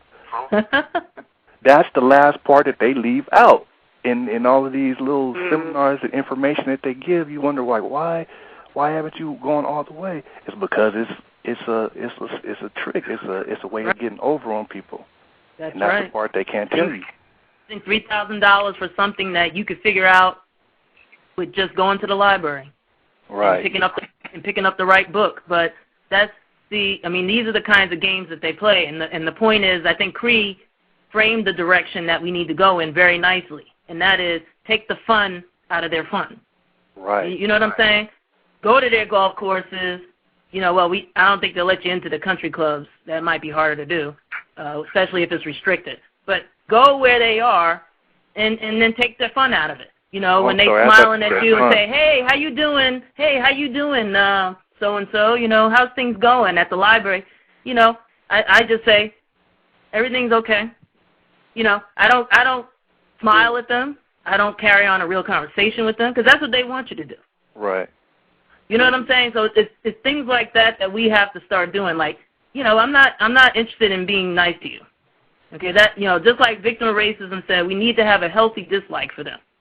Mm-hmm. I don't think we should come out with guns and start doing things like that. But I do think that if they want someone to smile at them, start doing something to help us get out of this situation. Until then, you're not getting anything out of me as a smile. You know what I'm saying? Right. You better just forget that right now. Forget that right now. And I know I sound furious. It's not because of something that happened to me necessarily. It's just an accumulation of my life where I'm looking back at my life and I'm saying, what was the point in me smiling? What's the point in me having conversations with these people, telling them a little bit about my life, when they still think that it's okay for them to do whatever it is they want to do to me. So you know what? It's over with. You know? Again, I'm sorry. No, I just wanted to point out, you said you are furious. Our guest, admitted racist Betsy Leondar-Wright, said she is furious. I hope everyone can listen and pick out, are both of these people furious? No, absolutely not. I mean, how could you be furious? Like, if you know information about black people that's harming them, it would seem like you would be like, look, I can't even participate in this system right now. I got to go out and tell these black people what the heck is going on. You know, that's these right. people are being killed. Like that's not even a joke. You know what I'm saying? Like, I got to stop everything short of, you know what I'm saying, you know, being on the street or a prostitute or something. But I got to let these people know straight up, like, in their ear, in their face, telling them, go, you know, that, I mean, that's active right there. If you want to stay in this country, you know, I'm like, you know, why you even here? You here getting all these benefits. You're gonna be here. If you're gonna be here, you need to be doing something to help the people that's being oppressed. That's right. I agree. I wanted to say before the program wraps up that number one, for all the folks who heard, because somebody brought up Yellow Manny. For all the folks who heard, he is a non-white male, so-called Asian, him talk about the difference in how black people are treated and how other non-white people are treated. That was brilliantly illustrated again just a couple days ago. Yellow Manny and Back of the Bus, they are both students, both at the same university, same status, allegedly. Back of the Bus went to get a laptop from white people. They rent them out to students. He went to get a laptop, and they said, oh, well, you need 2 pieces of ID. Sorry, you don't have to. Get out of here. Come back when you have 2. He came back without a laptop, and he told Yellow Manny, he said, yeah, I went to the place, and they wouldn't give it to me. And Yellow Manny, he looked at him. He was a little puzzled, and he said, I've been to that place all the time. I've gotten laptops before. I just show them my ID. And he said, you didn't have to show 2? And he said, no, I just show them 1, and that's it. And he said, wow, Back of the Bus, he said, wow, I went and I asked for the manager and everything, and they said, nope, that's the policy, that's what it is, 2 pieces of ID, you don't have 2, we can't give it to you, sorry. And we all just looked at each other and said, okay, so we have another illustration of how much worse it is to be a black person in a system of white supremacy. Again, from Yellow Manny, hopefully he'll be back to share more information. I did want to point out, I did not think your interaction with Dr. Krieger last week was incorrect at all. I think it's helpful for non-white people, particularly black people, to hear some dislike with white people when they are not being as constructive in sharing information. I think Dr. Krieger has tons of helpful information, and I think she could have shared a lot more, and I think she could have spoken in a manner so that it would have been a lot easier for non-white people to understand what she was saying, because she is extraordinarily well-informed. I didn't know anything about the theory of John Henryism. I didn't even know that from reading her material. When she said it on the program, that was the first time I actually knew what that was, and I think some non-white people missed that because she really didn't give it to us in a manner that would be easiest for us to understand. So I definitely think she could have been much more helpful in sharing information. And I didn't think that was incorrect, even though I do frequently try to work as hard as I can to humor the white people to get the information from them if I think they have something of value. But, yeah, we will be back next week, 2 shows on Sunday. Already tipped one, Thomas Shapiro. He wrote The Hidden Cost of Being African American. He is a white person who wrote this book. He'll be here next Sunday at 6 p.m. Eastern, 3 p.m. Pacific. But the earliest show, I will get my second crack at getting a white person who is a doctor who focuses on racism and health. His name is Stephen, I'm not going to say the last name because I'll mess it up, but Stephen something. He's a professor at the University of Washington, and he does the same thing Dr. Krieger does, study how racism makes us really sick as non-white people. He'll be here for the early Sunday show at, I think it's 12. It is 12. It's 12 o'clock Pacific, 3 p.m. Eastern. So 2 shows next week. First one is at 3 p.m. Eastern, Second one is at 6 p.m. Eastern for next weekend. If anybody has anything they would like to get out before the show wraps up, go right ahead. Yeah, sorry I missed the show, man. I'll catch it next week though. Next weekend, I mean. I try to catch it on my computer's down now, so I thought it would be like a regular thing at 2, but yeah, man, sorry about that. Called in kind of late and wasn't able to ask that pertinent of a question, but yeah, I just said that's it. I'll try to be a regular and catch the show. But. Thank you for the support. So let me say this. I know we're running out. Let me said enough, Gus. The work you're doing is extraordinary. It's the hottest ticket going. I really appreciate you. I know I speak for lots of people, but I know I speak for me too. I so appreciate the work that you're doing, and the more that people can say that to you, the better, I think. Please, I hope you start getting some money for this, my brother. Yeah, you have a donation box?